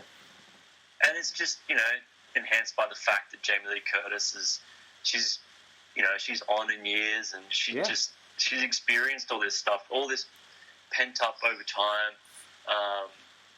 She's got that life experience, and this is one of those things where I wasn't entirely sure how this would feel, because Jamie Lee Curtis hasn't really been as busy of late. It's not like she's in the heyday of her career, but also she you don't really see her like spearheading a film as much these days. So it was that thing of Mark Hamill when he came back. Obviously, we knew he was going to play a big part in the Last Jedi, but he was unproven as a close to lead in a movie for quite some time, apart from the voice work that he did. Yeah. So I was a little concerned that maybe that Curtis would be a little rusty, but then she just proves that this is her character. Like, she knows how to play Laurie Strode by this point. Yeah. Oh yeah, 100%, 100%, and I think that's it. I mean, it's the movie that she's always going to be known for good or ill. Totally. And I think you're completely right with that. And so the other thing I was going to mention, on a similar note, and obviously it's not come out yet at the time of this recording, but the new Terminator film, Terminator Dark Fate, with Linda Hamilton coming back, is a similar kind of thing going on. And also Linda Hamilton's not been in the limelight either. So it will be interesting to see how she brings Sarah Connor back to the screen in that respect as well. I feel. But definitely in Jamie Lee's case, she really owns it, and that's one of the moments I really love. I think it probably was the thing I loved the most about this film, was her performance. I think we've talked about it. It's believable. Yeah, it's believable that someone that has experienced that kind of trauma is still feeling the effects of it. Yeah, that's right. And that really comes through. Yeah, I completely concur. So, so we to come back to the plot. So, she sees Michael, she takes a few pot shots, and then she comes kind of face to face with the sheriff, who was also inside the house investigating. And I want to say Michael tries to do a bit of a runner, and Laurie tries to shoot him as he runs off. But he evades her, and it gets away. Wouldn't you know it? I mean, he's never done that. He's never done that before, has he? No, that's a bit cheeky. This wouldn't be the first time that Michael Myers has done a runner. Yeah, that's right. He's probably one of the worst runners in cinema history. Yeah, not necessarily known for it. It's maybe the hot shoe shuffle, but not necessarily the run. But anyway, he does get away, and at this point, I don't know how, but Dr. Sartine ends up on the scene at this point too, and he basically encourages Sheriff Barker to let him go on the hunt for Michael, and so those two go off in the police car to go searching, whereas Laurie then, her focus is on her family, so her daughter Karen, and the husband Ray, and obviously her granddaughter as well, whose name I've forgotten, Alison as well. So she goes back to her daughter's house to basically kind of encourage them to come back, and that's when the cops turn up at the door too, don't they? So that she basically just says, "We've got to go back to my place. Michael's real. He's here."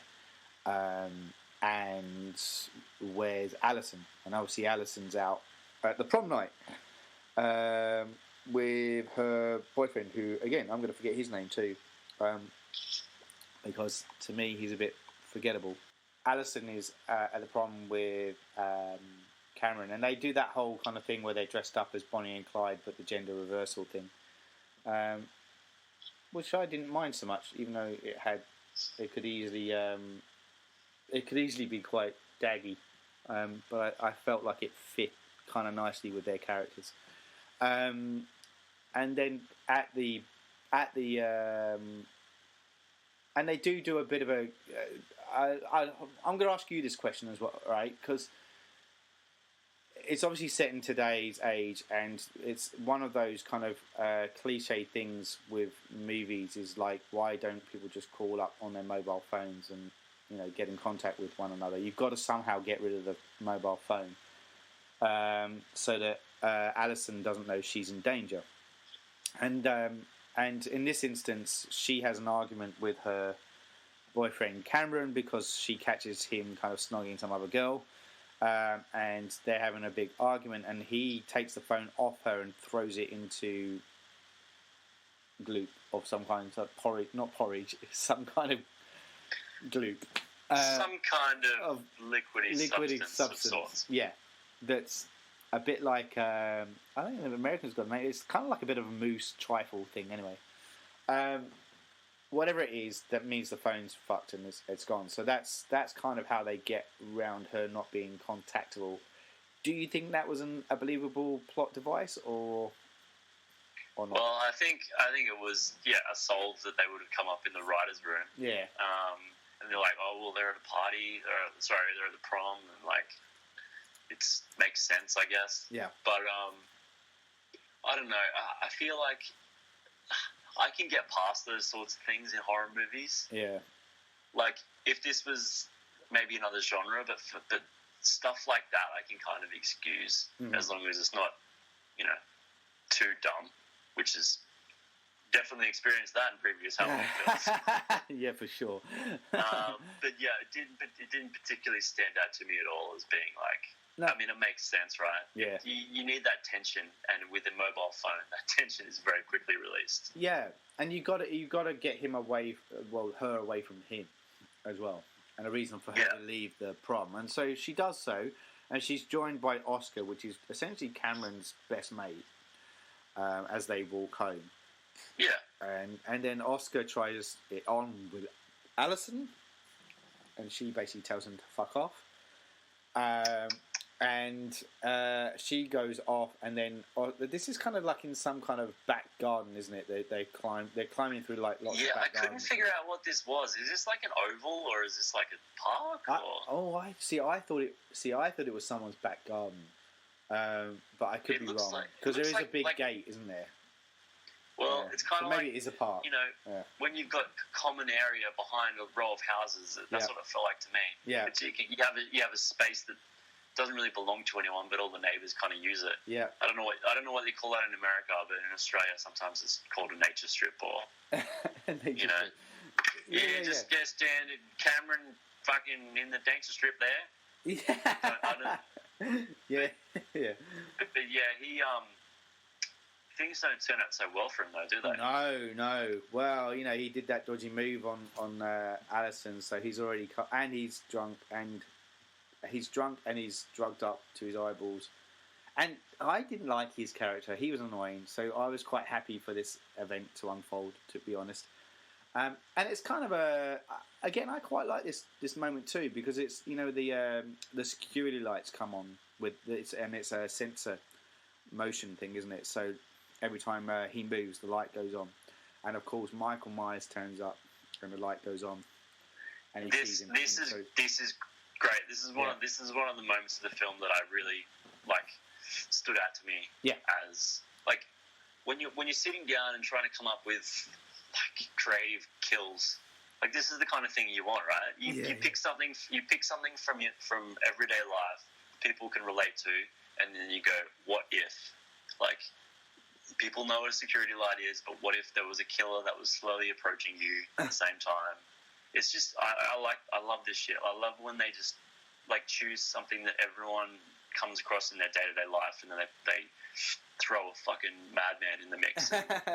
Let's see what happens. Yeah. Because that makes it more scary. I don't know about you, but like there are those moments when you're, even as a grown ass adult, when you're you need to go downstairs to get something at night, and you don't turn all the lights on, and you're just kind of like, what if I turn this light on right now and fucking Mike Myers was just standing in my living room? Yeah. It really, and the only reason that is in your head is because of films like this. Exactly. exactly. And any like home invasion horror or thriller film will do that. Will put you on edge. And my wife will never watch those kind of movies before she goes to sleep because of that exact reason. Then is that she then just goes, "Oh my God, there's going to be someone in my house." Yeah. So there's a reason. Yeah. There's a reason why you probably shouldn't go see a horror film and then walk home by yourself at night. Yeah. Like you're just gonna freak yourself out. Yeah, I'm a bit weird though, and I kind of like doing that. You actually, even if you drove to the movies, you find a reason to walk home alone. Yeah, that's right. I'll pick up the car in the morning. I'm gonna walk home. It's like I need to go on a spiritual journey, guys. I just don't say the immortal lines, "I'll be right back," and I know I'll be okay. Anyway, so yeah, I confirm. I agree with you. It's a really. I'd really like this thing, really, and like there is a little bit of comedy there before it gets sinister and horrific, and when he realizes that this guy is for real and he's fucked basically, and he tries to get out and he can't get out because the gates are locked, and the actual bit where Michael Myers basically picks him up and hooks him on the spikes of the gate. And apparently David Gordon Green's had a nightmare about that actually happening to him. It was like one of his worst nightmares, and he always thought, if I can never write that into a movie, I'm going to write that into a movie. And we get it in this scene here. Wait, so he saw himself being skewered? Yeah, he had a nightmare where that happened to him. I think again it was when he was younger. It was always something that stuck with him and horrified him. And as he got into the filmmaking business, he was like, if I ever do make something that's a horror or a thriller, I want to see if I can use that in some way. And that's how we see it in this. So I thought that was kind of a cool acknowledgement that he made about something that actually he finds fucking horrific. Which taps into what you were saying, like everyone has one of those things that just gets under your skin. Those elemental kind of. But I think I do like the idea of someone like just taking something fucked up that happened he would have done that with like almost like in a gleeful kind of way. Yes. Of like we have to have this in the film, and which poor fucker is going to be the one to do it? Oh, it's the guy that's stuck in the friend zone. Yeah. Who's now in the dead zone. That's right. But what we do get, though, is another one of those confrontations because Alison hears Oscar kind of calling before he gets killed. She goes back, and then that's where she sees Myers. And then she realises that this is the boogeyman that her grandma has been talking about. And shit just got real. And then she starts to run and try and get help. And she's knocking on the doors of stuff, of houses and stuff, and you think she's gonna be fucked, but she does. She gets rescued, essentially. Like somebody just opens the door, and basically she reunites with her mum, and not at this stage. Sorry, she gets picked up by the cops at this stage, doesn't she? By the sheriff and a good night sheriff. Yeah, turns up, picks her up. So then she's then being escorted back, and he's basically saying that they've just got to try and... Oh, well, now that they know he's there, they then try and look for him, don't they?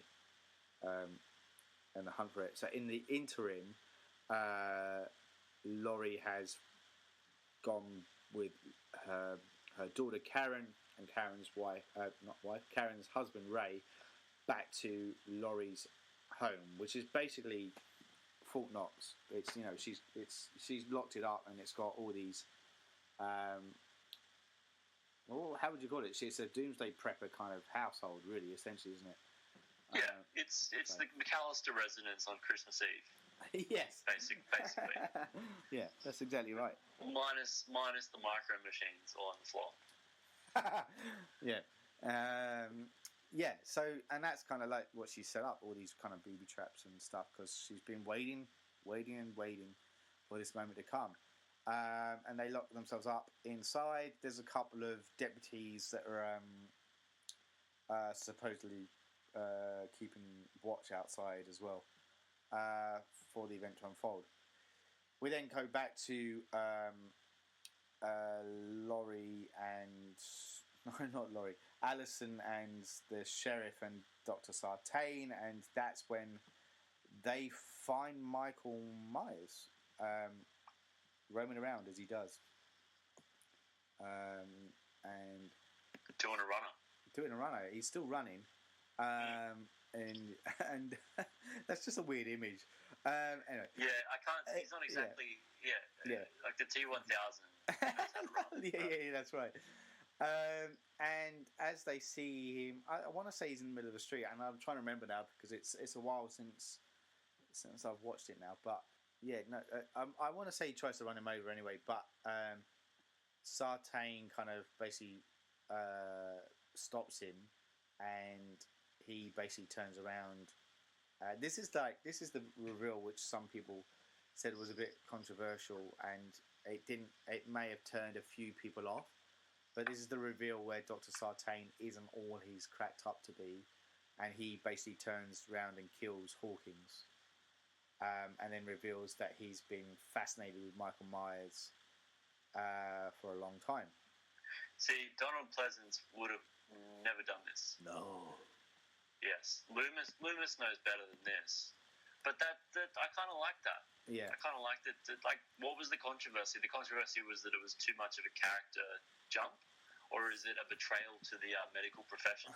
I think people just found that a bit of like his character suddenly became really annoying because of that one moment, and it was just like, oh really, like, you know, wannabe pretender. Oh, he's trying to control Michael. But here's the thing, right? I felt that this may have been a somewhat of a subtle nod to Halloween 6. Oh, shit. Which was the Curse of Michael Myers. And do you remember where, like, there was... So the crux of that is that there's the Curse of Thorn. So, like, the idea being that there's this mystical symbol, and it's a bit of an occult thing, and they have... Michael Myers is essentially a puppet, and this secret cult are in control of him. And I'm not saying that that's what was happening here, but I want to refer to the doctor who was supposedly looking after him, which was Dr. Terence Wynn, and he's basically behind it all and in charge of the cult. But I felt like this was a bit of a nod to that like, you know, Sartain was a mix between or a cross between Sam Loomis and this Dr. Terence Wynn character. That's a very interesting theory. I'm not sure. Mate, I'm not sure whether McBride and Hill would have like. Well, supposedly, I may be kind of clutching at straws with that, and it may be a thinly veiled kind of thread to connect them. But I read that there were a lot of nods or to the other Halloween films, just, you know, to kind of recognise what had transpired before. Because they did say they made a big point of saying forget everything after Halloween. No. Yes, they did, but they didn't say that. same... They didn't say they wouldn't be nods to the other Halloweens. It's like, remember I said earlier on in the podcast about how there's a scene when Michael Myers first turns up at Haddonfield, and we see the nurse come out of one of the houses, and he's looking at her already, like thinking I might kill her, and then I think they end up a guy joins her and they drive off. But that to me felt like a nod to Halloween 2. Yeah. So I felt like there's lots of these little really subtle things that. And I think if they were gonna if they were gonna nod to anything, I can imagine them doing it for Halloween 2 and H2O, because they're the least crappy of the all the sequels. Yeah. Perhaps we should get McBride on the podcast and ask him. Yeah, let's do it. Let's call him up now. Sure. Let's prank call him. I'm sure he'll pick up. Anyway. But yeah, look, that's my theory anyway, and it might not even have any grain of truth within it, but I like that idea. But anyway, so basically Hawkins is killed off by Sartain. And then Sartain then drags Michael's body into the back of the car alongside Laurie. And I keep saying Laurie, alongside Allison. And that's when he decides to drive back to Laurie's house to reunite Michael with Laurie Strode again. Because he has a theory that because Michael Myers never talks, that he has a theory if he reconnects these two again, that Michael will say something. As you do. That's just the worst plan. Yeah, yes, it's rubbish. It's just a reason to get the two back together again. So basically he drives back there, but just as they're kind of getting close, and it's the whole kind of villain. I guess maybe this is part of it too. It's the whole cliche, you know, where the villain does his big spiel about, well, you know, my plan is to do this, that, and the other, just before the climax, and then they get killed. That kind of happens here because he's kind of saying what he wants to do, and then Allison says, "But I've heard him talk. He spoke to me." And that's what makes Sartain pull over, because he wants to know what Michael Myers has said. And she won't let him know. At which point Michael starts waking up because he's been unconscious, and he it's quite a brutal bit there here, isn't it? Because he basically pushes the car seat and squashes Sartain, doesn't he? Into the front seat, and then he kind of gets out, pulls Sartain out, and then we get that whole kind of repetition of, you know, say something again, and Michael Myers decides to stomp his head, crushing it. Yeah. Do you think this is the most gruesome part of the film? Probably. Yeah. I always think of with smashed head scenes now, though. I always tend to think of Irreversible, where Vincent Cassel smashes that guy's face. Oh no, it's not Vincent Cassel, does it? It's the other dude. Smashes the guy's face, completely caves this guy's face in with a fire extinguisher. Yeah. And I still can't get over that image in my head. Yeah. That's pretty hard to forget that scene. Yeah. Yeah. But it's a pretty gruesome kill, and probably just deserved as well. But it also gives Allison that moment where she can kind of get out essentially and run away. There is a kind of like, and it's sandwiched with a comical moment between the two deputies as well, who are outside Laurie's house in their own car, and they're having that conversation about a baguette, essentially, isn't it, or some kind. Yeah. And there's that like light-hearted moment, and then that's when they see the other car, the sheriff's car up ahead, and they wonder what's going on. Just a little bit of flavour of McBride Hill's, like, absolutely, television work, like yes. Eastbound and Down. I'm watching the Righteous Gemstones at the moment. It's kind of like nice. those are the kind of conversations that happen quite frequently on those shows. And it shows. And do you what? And like, I think that was the big worry about Halloween, true Halloween fans and horror enthusiasts, that when they heard that these guys would be helming this movie, that it would all be like that. So they had to throw it in somewhere, and I actually think they did it at a nice time at this point. I think it worked personally. I thought it kind of just gave enough breathing room before the final onslaught that we get at the end. And so they go off to investigate. We don't actually see what happens to them at that point in time. We just know that they go off to investigate, and they find Sartain's face smashed in.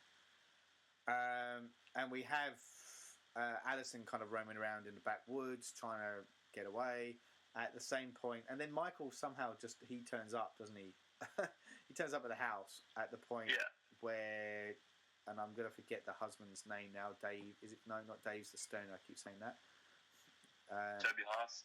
Toby Huss, Yes. old mate Toby Huss. Yes. Can't remember his character's name, but Ray. It's Ray. Ray. Yeah, because I think we said this, but to me, he's always Hawk catching fire. that's right. Yeah. That's right. Yeah. But yeah, so like, and he's also the comic relief in this a little bit. He says a few lines along the way, which is a bit of the comic relief bit. But this is where he kind of sees the cop car pull up, and he goes over to kind of find out what's going on, and that's when he discovers that the two deputies have been killed off, and then Michael Myers pops up behind and kills him. What do we think of that scene? Like, I mean, like him being killed. Do you think it was inevitable that Ray had to be killed here? I don't necessarily think so. Yeah. But I guess there's got to be going into future films. There's got to be more than there's got to be more trauma and more loss. Yes. For the characters to look back on, rather than just I think they've got to suffer some losses, and it can't just be friends. There has to be their own their family as well. And I guess we'll have to touch on that in a little bit. If we can put a pin in that until the end, because also this is by opting off Ray, it means it's all about the female characters. Then that we've got Grandma Laurie, we've got Karen, and we've got Allison kind of left to fight up against and stand against Michael Myers, and and this comes back to the whole part of what I believe makes this movie is that underlying current of these are not only about survivors of trauma, but it's female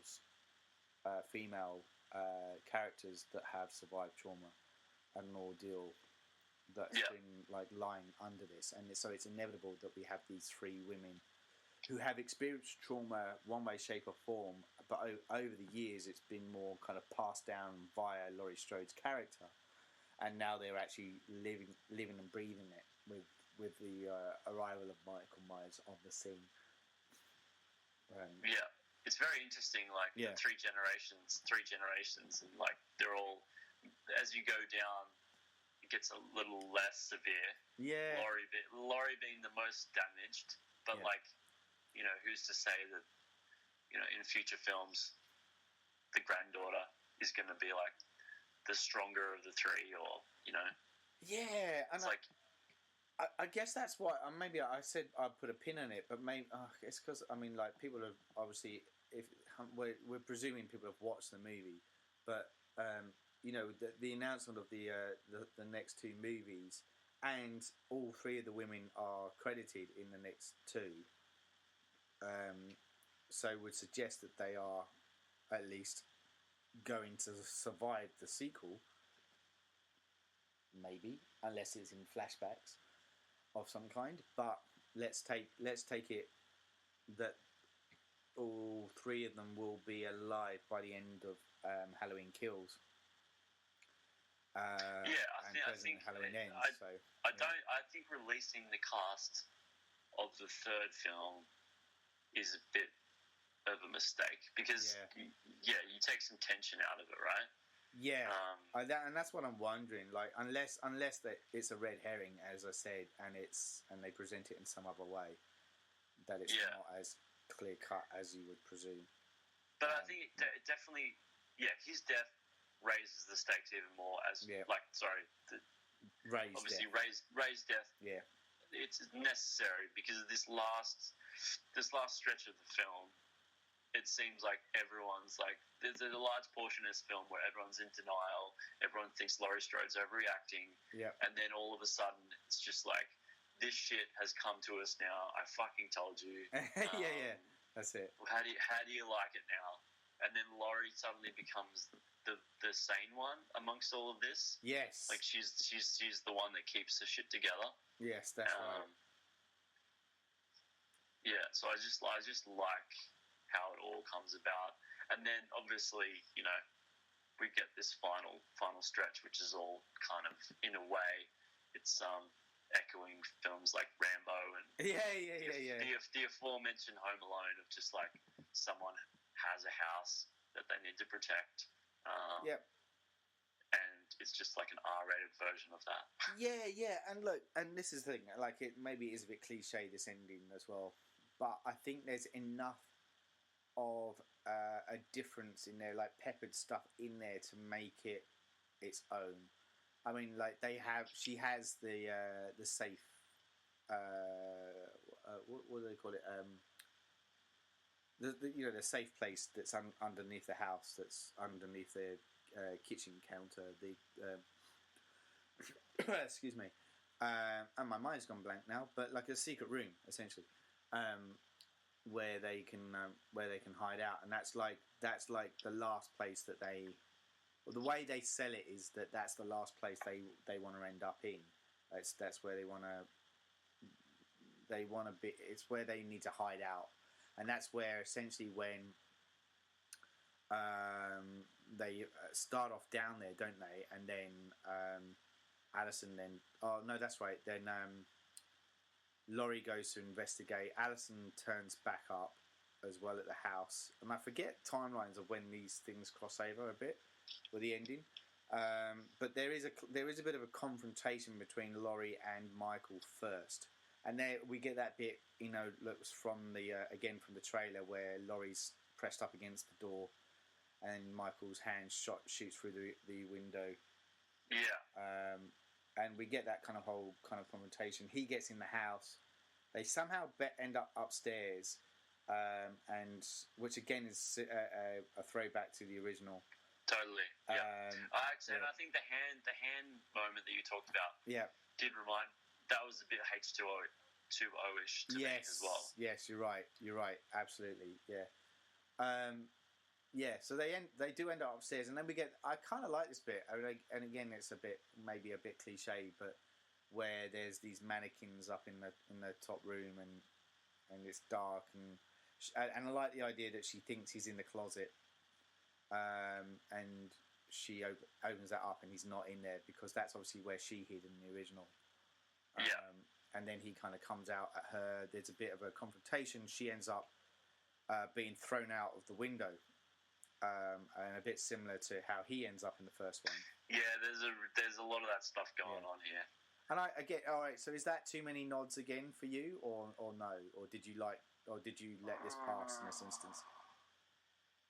I do think that they're pushing it. I like the flipping. Around. Yeah. But the fact that it's like making her the hunter and him the prey. Yeah. I kind of like that because she's on the front foot. Yeah. But repeating the same beats, I just feel like that's just that little bit too much.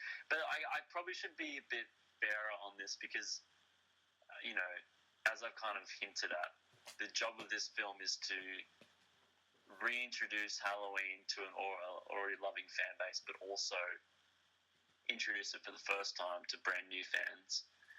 This film, has to hit those nostalgia buttons, and then hopefully the next two films take it off in a new direction. That's kind of probably the job of this film. So I guess they need to do that stuff. Because what they're trying to do is get fans on side, aren't they? And this is like the easiest way to do that is to pepper it with these little moments. Yeah. And I guess that's. I was thinking the same thing just then as we were talking as well, because, and I feel like they definitely did that. I felt personally that they served both old and new generation really well. It will be interesting where they go from there to kind of keep doing that. I feel like this is exactly what we said when Force Awakens came out. Yeah. Yeah, and then Last Jedi was too different for people. Yeah. So now they have to course correct back again for episode 9. So it'd be interesting to see if the same thing happens with this. I mean, they can't really course correct because they're making the sequels back to back, right? So yeah, that's right. But apparently, supposedly they always had in mind. They already had. I thought it was only a two film arc, but apparently they had that in mind when they went to make this one. But they went, let's not get ahead of ourselves. Let's just see how the first one goes. Yeah, well, maybe saying that, like, they did have a 2-film arc, and the studio wanted 3. Yeah. So they're like doing that whole split the story in 2. Yeah. End on a cliffhanger. Yeah.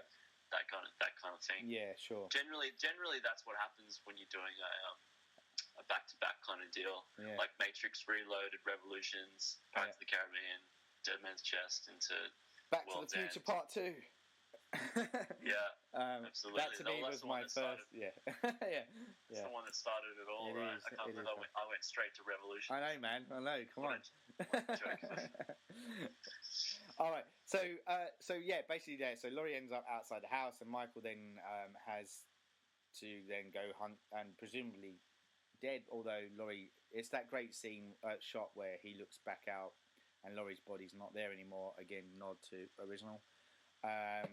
And as we're talking about that, makes me really want to watch the original again. I do love the original. So Michael basically goes back downstairs and goes to find Karen and Alison, who are, down in that kind of open bit. And we get that whole bit where Karen basically kind of says, she's calling out to Laurie, her mum, going, Mum, I can't do it. I can't do this anymore. I thought I could, but I can't. And then Michael Myers pokes his head round and she goes, gotcha, and then shoots him. Which is a bit of a... I actually quite like that bit. Because up till then, she seemed like the weakest of the 3 characters. Did you find that too, or...? Yeah, for sure. Yeah. She really comes into her own. Yeah. In this kind of moment. And it makes me want to see... more of her. Yeah. Yeah. Exactly, and it'd be interesting to see where they go with her, especially now, as we've said, like now that Ray, her husband, has died. What does that do to her? So yeah. I'm hoping they do address it. Because there's a lot of the times in films you don't get the full, like when they suffer a blow. By the end of the film, they're smiling and hugging and that scene just before the credits, like I'm thinking of films like Scream and stuff like that. They've just gone through like a world of shit, and then like someone says a cheeky one-liner, and everyone's like, yeah, all our friends died. Scooby-Doo, so the whole Scooby-Doo stuff. Yeah. So I just hope that I just hope they do it in a realistic way, which I think they will. Because obviously they will. The way they've tackled trauma in this film with Laurie makes me think that they'll do a realistic portrayal of it with the other characters as well. Yeah, I agree 100% for that. And so now we get the climax bit, because she shot Michael, and then Laurie resurfaces and beats the shit out of him for a bit, and he ends up back down in the basement. And then there's that flip again, and I like this the safe room, and I really like this bit because I didn't expect this twist, where the safe room wasn't just for protecting them; it was actually a prison to lock him in, because all the grids come across, and he's basically locked under there, and all the gas gets triggered off, and they basically set him on fire underneath the basement, and the whole house goes up as they then get out the house. And they flag down the always there's a pickup truck passing by at this time. I always think of Texas Chainsaw Massacre, but it's like always a pickup truck driving past at that moment as they all board in and then pile in the back. And we get that final shot of them kind of just looking so weathered and beaten and withdrawn as the 3 women are then kind of escorted away. And we get that kind of burning basement being shown. Michael's nowhere to be seen.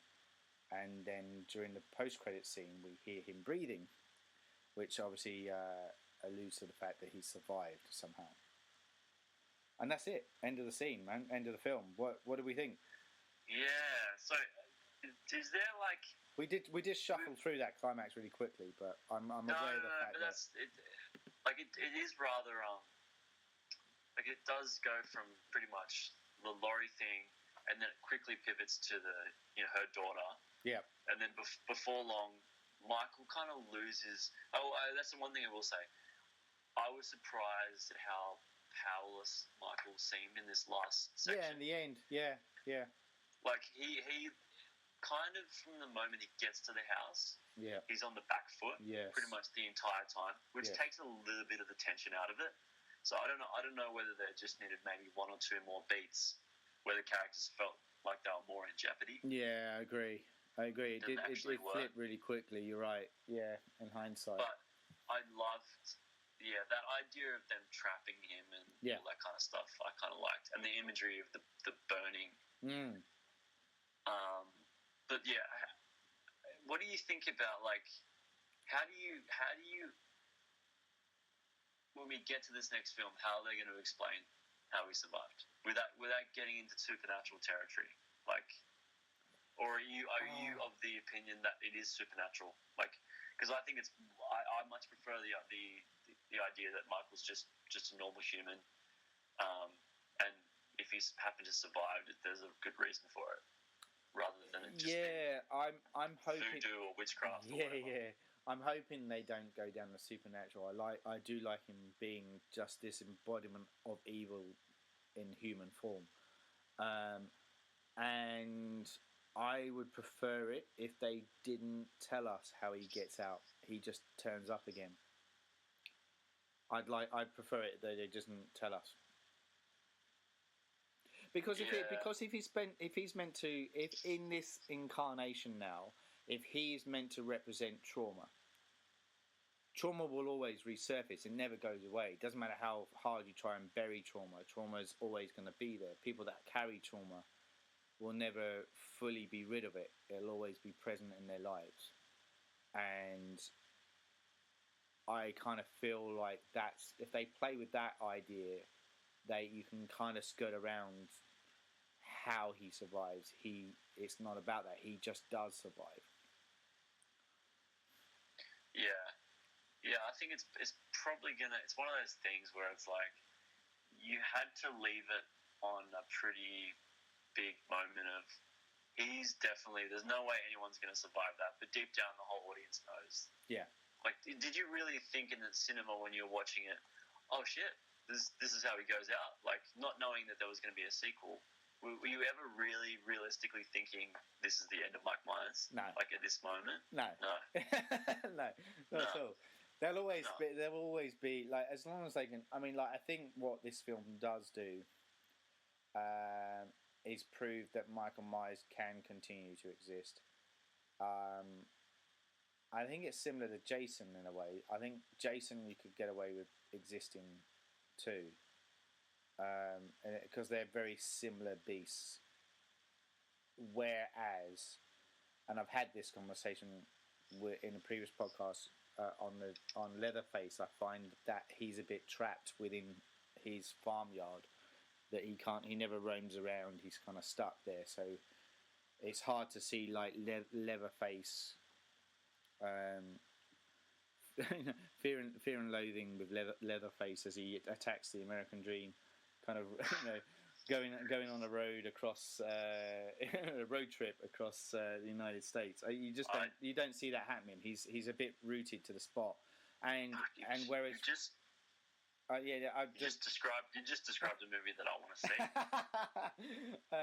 Whereas in a similar way, Freddy Krueger's got the problem that Robert Englund so owned that character. It's hard to, and with what's his name, Jackie, that tried to reprise him for the remake.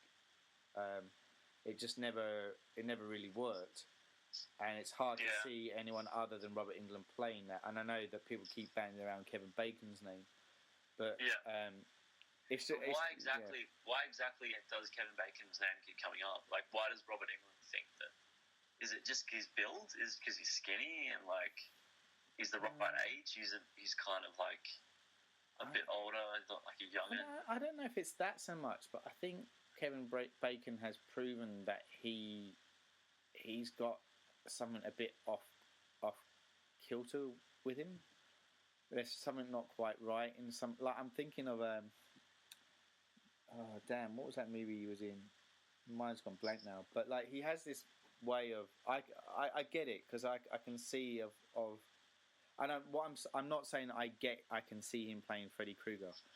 What I'm saying is I get why his name could come up, because he can balance that kind of macabre, sinister, eerie yet comical, fantastical component that Freddy Krueger embodies in a character.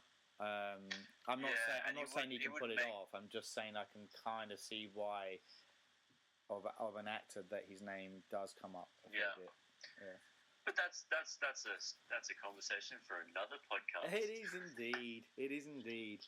But yeah, let's bring it back to Michael, because I think what it did is this movie made Michael Myers current for the new generation again, the current generation of cinema goers. And again, that's what Blumhouse has done. And I think I can't remember if I said this at the beginning of this podcast, but I've definitely said it in previous podcasts. It's why at the moment they are the production house that are churning out movies that connect with the right age demographic of cinema goers out there.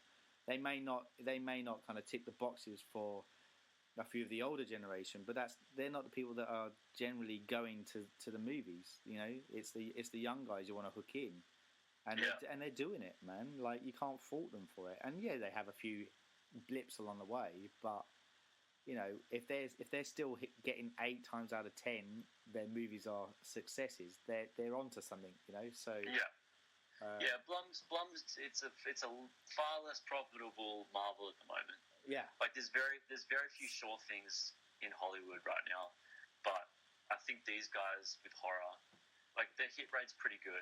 In terms of, like, not always quality, but they seem to always be profitable. I think that's because they keep their budgets down. Yeah. Keep their margins down. But then, I think this was always going to be successful. I think. Yeah. Like, I think I was surprised at just how successful it was, and I can only attribute that maybe to, like, the new audience going to see it. Yeah. Because there is a lot of people that will just go see horror no matter what it is. You know what I mean? That's true. So, that is true. You got if you've got the core fan base, but then you've got on top of that, you've got just these. There's a lot of, and particularly young people. Young people will always go see horror because it's just fun to go get scared at the cinema. Yeah, that's something that, like, young people have always, you know, that's a thing. Like, if you're in high school, like, what better way to show how tough you are than going to a horror film and, like, I wasn't fucking scared. Yeah, that's it. That's right. But I think that's the thing. They're, you know, like, Lionsgate have arguably been left in the dust a bit. You know, they were known back when the release of Saw and the Saw franchise stuff. They were probably, like, one of the go-to kind of movie production houses that were successful in horror genre, but they kind of been outranked a little bit by Blumhouse lately. And so does Lionsgate have the new Saw that Chris Rock is working on? I think they do. Well, I don't know what I feel about that though. But what I was going to say is, like, you know, with Blumhouse is, like, we in Australia we haven't received the Ma movie didn't come out here with Octavia Spencer as a cinematic release, and I know that it's not going to be given the theatrical release. I think it's going to probably be a straight to DVD kind of or on demand situation. But that's an example of something that got a lot of hype on the lead up, but I don't know how well it did in the States, but it obviously hasn't translated, or they don't believe it will translate in an international market, which is kind of interesting. Well, it's interesting that they're going with a release model of, like, Halloween, like yearly Halloween, because that's what Saw did for, like, 6 consecutive years or whatever, right? Yes, that's right. There was a Saw film, and Paranormal Activities continued that, you know. But there's a feeling of this thing that was always the case in those films is diminishing returns. That's what it felt like to me. Yeah. It was just diminishing returns, and, like, the first one's a phenomenon, and then it's from then on, it's just like, less and less people would go. Yeah. But sure. I'm hoping they maintain this quality. I hope level. so. I hope so. Should we talk about rankings? How this ranks? Yeah, we should. We normally do, so we probably should. Yeah. Well, like, as soon as you brought it up, where do you put it, man? I mean, is it too obvious to say that, like, that it would just be after Halloween? Like, No. I would probably. A lot of people think that this film is too similar to H2O, Right. and it does nothing better than what H2O did. I'm like, but I disagree with that, because if you go back and watch H2O now, there's a lot of things about that movie that have dated. Yeah. And I think So whilst it may have similar plot elements to it, especially Laurie's a little bit similar. She's got her shit together a bit more in H2O, but she's definitely coming up from the place of, like, overprotective mother and all that kind of jazz. Yeah. But I definitely think that it's ahead of H2O. Yeah. And so I'd probably go like, original Halloween, then this, then H2O, and then Halloween 2, and then it's a whole lot of shit after that. Yeah. I feel like I'm kind of agreeing with you there, and it's a bit hard because I actually went on record. I went to see the pre-screening where Jason Blum was present here in Australia, and I was because I was present. They asked me to turn around a very quick review, like, as in, like, giving me a couple of sentences because we want to be able to push stuff out. And I went on record saying this is the best Halloween movie since the original. And you can't get back on that now. I can't go back on it. I put it out there. And do you know what, though? I don't think I would go back on it. I still think it is. I mean, obviously you can't beat the original. That's always going to be the trump card. But I feel like this one does. I think it does enough to push it up there. And I think I may argue that Halloween 2 is better than H2O. Just putting it out there. Maybe. I could go either way with that one. I think H2O definitely carries a lot of those, because it was during that 90s Renaissance teen slasher, and they felt the need to inject a lot of the 90s-ness into it. Yeah. With the hip soundtrack and all that kind of stuff. That's right. Like, that's probably why the Halloween 2 definitely feels of its time, but it's weird how films of that particular time don't date as badly as stuff that was made in the 90s. Yeah. You know what I mean? Like, I do. There's just because I think it's because it's just, I don't remember there being. I think the story of, like, there's a lot more going on in H2O. I think Halloween 2 is just a little too sparse, but I do think the music and the synthy kind of score and all that kind of stuff works better in Halloween 2 than H2O. Yeah. I agree. And the fact that it, leads directly out of the first one, I always liked that idea. I think that's kind of cool. Yeah, I do. That's very going back. That's kind of like what Back to the Future did, and I kind of love. Yeah. I love movies that do that. Yeah. I agree.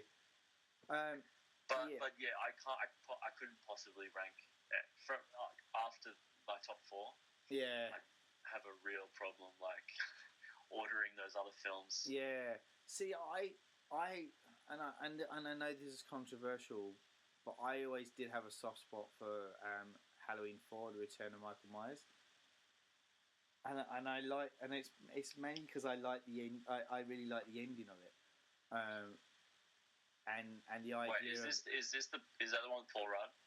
No, it's not the one with Paul Rudd. This is the one with Jamie Lloyd, played by Danielle Harris, and when she's basically the daughter of Laurie Strode, who is been wiped out of existence for this current franchise timeline, but in Halloween 4, she's supposedly the surviving daughter. Yeah, that is. I'm not saying I liked the crux of the movie. I really like the ending where it throws the idea of evil being passed on through the generation, essentially. Yeah, I remember digging it as well. I think you're right. I think it's probably the lesser of all those. Yeah.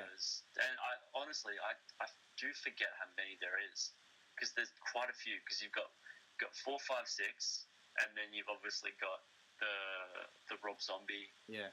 The remakes. That's right. But yeah, there's quite a few. So I think with these films that are coming up, obviously, like the last one's called Halloween Ends. Yeah. Like, is that a red? Like, is that trying to throw people off, or is that? Do you actually think that they've got an end in sight for these characters? I think there is an end in sight as far as the Laurie Strode character arc is concerned. So Halloween Ends could be perceived as it's the end of this never-ending trauma for Laurie Strode. Yes. And it's finally going to put her out of her suffering. Yes. But Michael Myers could continue to haunt these, like Judy Greer and her daughter. I don't necessarily know if it's going to be the Strode family. You know, I think there'll be room for, like, it gives enough there to finish that story, and maybe Michael Myers will resurface again in another way, some way, shape or form. But I feel like because they've even hinted. I think even John Carpenter said, or Jason Blum, one of the two, has said, like, just because it's Halloween Ends doesn't mean that's the last we see of Michael Myers. You know. So, I think the door will always be left a little bit ajar. But it's good. It would be good to see it like have another break, because it's the way these things kind of should work is let the audience have an ending. Yeah. It's just I don't know. I think you're right. There's no series. Obviously, there's no Halloween series without Michael Myers. No. I mean, they tried to do it with Season of the Witch, and it just obviously didn't work. But you know, so. I'm also kind of the opinion it's not Halloween without Jamie Lee Curtis, though. Because there you go. Because they've proven time and time again that it's just like, who gives a shit? Like, once she's gone, who gives a shit? Yeah. Like, I don't think that Indiana Jones can continue without Harrison Ford. No, I feel the same, man. I feel the same. Yeah. And I hope they never try. All right. Look, here's the thing. I'm gonna say this out there now, right? Just in regards to Michael Myers and its continuation, and obviously Jason always comes up as well because of the whole slasher genre and the shared universe kind of thing that's been bandied around. And I know Friday the 13th and Jason is in a continued legal hell, and there's arguments about whether we will actually be able to get to see him on screen again. And I know we're jumping ahead, but we have next year, 2020, is Halloween Kills is coming out. 2021 is when Halloween Ends will come out. Is that right? Yeah. Yeah. Okay, so, and 2 years after that, I know that's 2023, and I know I'm jumping ahead, but, and this is the geek in me, right? October that year, there is a Friday the 13th in October of 2023. How cool would it be if there was a back-to-back Michael versus Jason movie within that franchise? So that gives that little bit of a break, and you would, and what I mean by that, release them the same year. So October 13th, Friday the 13th, you would have a Jason versus Michael film, and then Halloween that same year, so like literally 2 weeks afterwards, you would have the flip round, so it would be Michael versus Jason, but it would be back-to-back sequel. I think that needs to happen. I'm petitioning it now. Do it. Wow. You're just making the huge calls at the moment. I know, but come on. you're just blowing my mind right now. People want to see, like they've done it with Freddy versus Jason. People want to see these guys go head to head, for good or ill. Fans would love to see that, and how killer would it be to not only show that, but do it as a double back to back the same year as back to back sequels. I think it'd be awesome. So, do you think it won't happen, man? I'm just. Would you like? Are you actually trying to tell me that you've looked at the calendar and you know that in the year 2023 there's going to be a Friday the 13th, like in October? Yeah, man. I'm that sad. Yes, I have done that. So, how far ahead have you looked to see how many Friday the 13th? Look, people that have been listening to our podcast know that we are churning out Friday the 13th discussions whenever there's a Friday the 13th that clocks around on the calendar. We've just done, at the time of this record, we've just done Jason X as our last one. And we will be doing the last one of our franchise discussions on the remake in December this year. So we're kind of coming to the end of it, bar obviously the Freddy versus Jason discussions on that film. But all the standalone Friday the 13th films we would have concluded by the end of this year. So some people wish every day was Christmas. Saul wishes that every day was Friday the 13th. Well, I wish it would be Friday the 13th every day. Look. Yeah, I may edit all this out, but that's the whole thing. The whole thing about changing Halloween, the date of Halloween at the moment, and the whole online petitions and stuff that's going on with that at the moment. Have you seen that at all, Ben? Because it's Hallows Eve, so you're saying it should be a different day every year. No, I'm not saying that. I'm saying there are Americans out there that want to keep Halloween, for argument's sake, the last weekend of October every year. So, and the reason for that is because of the whole trick-or-treating thing that's kind of kicked up and keeping it the whole kind of family. You mean so it doesn't fall on like a weekday? Yeah. Yeah. I'm down for that, but there's obviously a reason why it is the day that it is. I'm not down for it at all. I think no, keep it. It's October 31. Come on, like it's crazy. It's crazy that it should fit in with family expectations. It's bullshit. Are you telling me that I have to do this shit on a school night, like 5 times out of every 7? Like, come on, man. It's a lot of energy for school night. No. Like, dude, just all right. Look, keep the weekends to go do your trick or treat. Like, people expect that. People go, all right, it's close enough to Halloween. Like, there might be the odd kids that want to do it on the weekend, but fine. But like for the hardcore kind of people that know when Halloween should be. Like I every Halloween I'm always sticking on horror films, and that's me. I don't give a shit. I'm gonna stick every October 31st. Don't come around my house unless you want to watch a horror film, because it's tradition, man. That's when you watch this stuff. So you're actually not doing your trick or treating on Halloween. Halloween's your film night, and then you do your other you do your parties and your street trick or treating on other nights. Man, around. To me, the whole of October is Halloween. It's my excuse, and that's why I love the 31 days of Halloween. Like, as soon as October hits, that's it. Like, okay, what horror film am I going to watch tonight? So I push that out. I think I'm approaching it from the perspective of the grand final in the AFL. Sorry, that's Australian football for everyone listening overseas. Yeah, it's always like the same weekend every year. The date changes, but it's always roughly about the same time. So it's all about the vibe, man. It's maybe. Plus, I mean, I guess you just want to. You're talking about a whole month dedicated to Halloween. So why don't we just ditch the day altogether and just say that Halloween is a month? No. You because you save all that shit up for Halloween, the actual Halloween night. that's when you can go batshit crazy. Like the rest of it's just like little teasers, kind of leading up to it. You know. I want to see what Saul looks like batshit crazy. just is it like, yeah.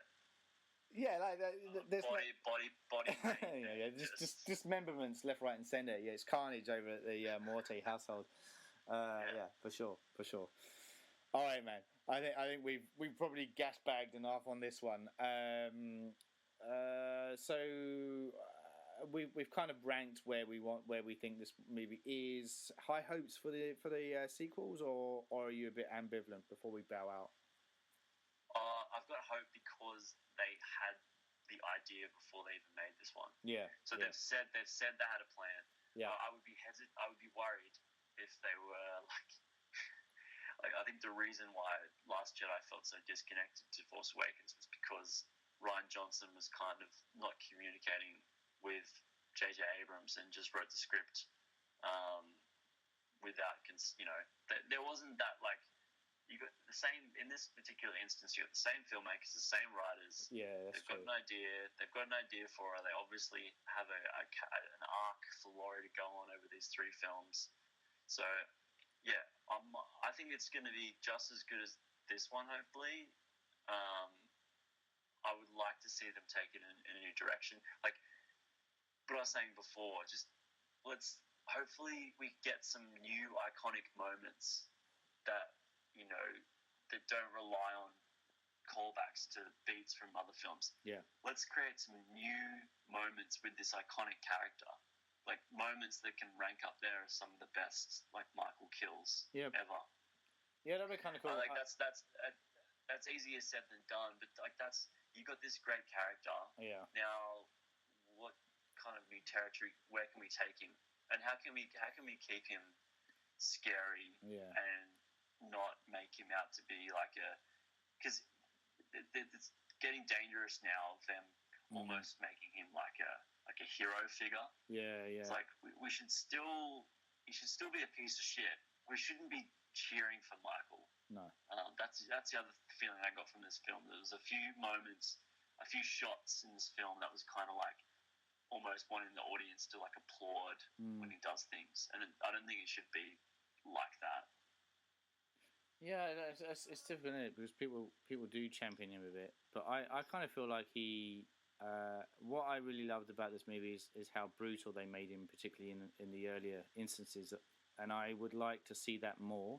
I would like to see him just let loose. They've sowed the seeds now. Now just let him run riot. Like, let's see him more kind of creating carnage, and not be kind of boxed in a basement that's set on fire. He's been burnt to a crisp. Let him loose now. Let him go. Let's see what damage he can do. And let's see him take a bit more glee in his work as well. Yes. Because that's the thing. Like, sometimes I feel like he dispatches people and then quickly moves on. But the Michael we know wants to like enjoy his handiwork. Yeah, a little bit more. I agree with that too. And that's one thing I really liked about the original, was particularly that bit where he pins the Paul character against the wall. That he has that moment where he admires his work. I'd like to see more of that. I want him to go Jackson Pollock on this. I want him to kind of really shred his victims and sit back. Maybe you can be wearing a beret. Yeah. Sit back, smoke a pipe, put on some slippers, put some jazz music on, and admire his creations. I'd love to see an art installation. That'd be cool. All right, man. Thanks for joining me, as always, on these Halloween discussions. I would love to invite you back for the next 2 when they come round, if you're willing. It'll be awesome.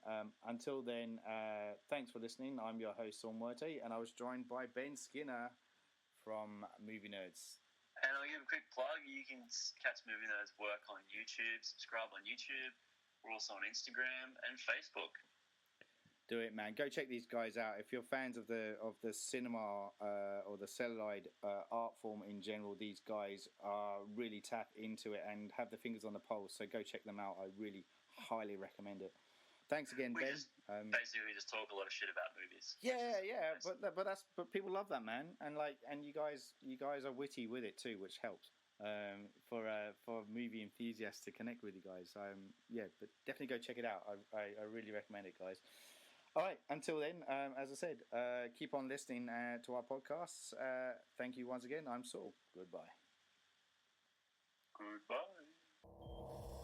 You're listening to the Surgeons of Horror podcast. Music supplied by Peter Nezik. For more discussions or podcasts, head over to surgeonsofhorror.com or head over to our Facebook and Twitter sites for the latest news and updates.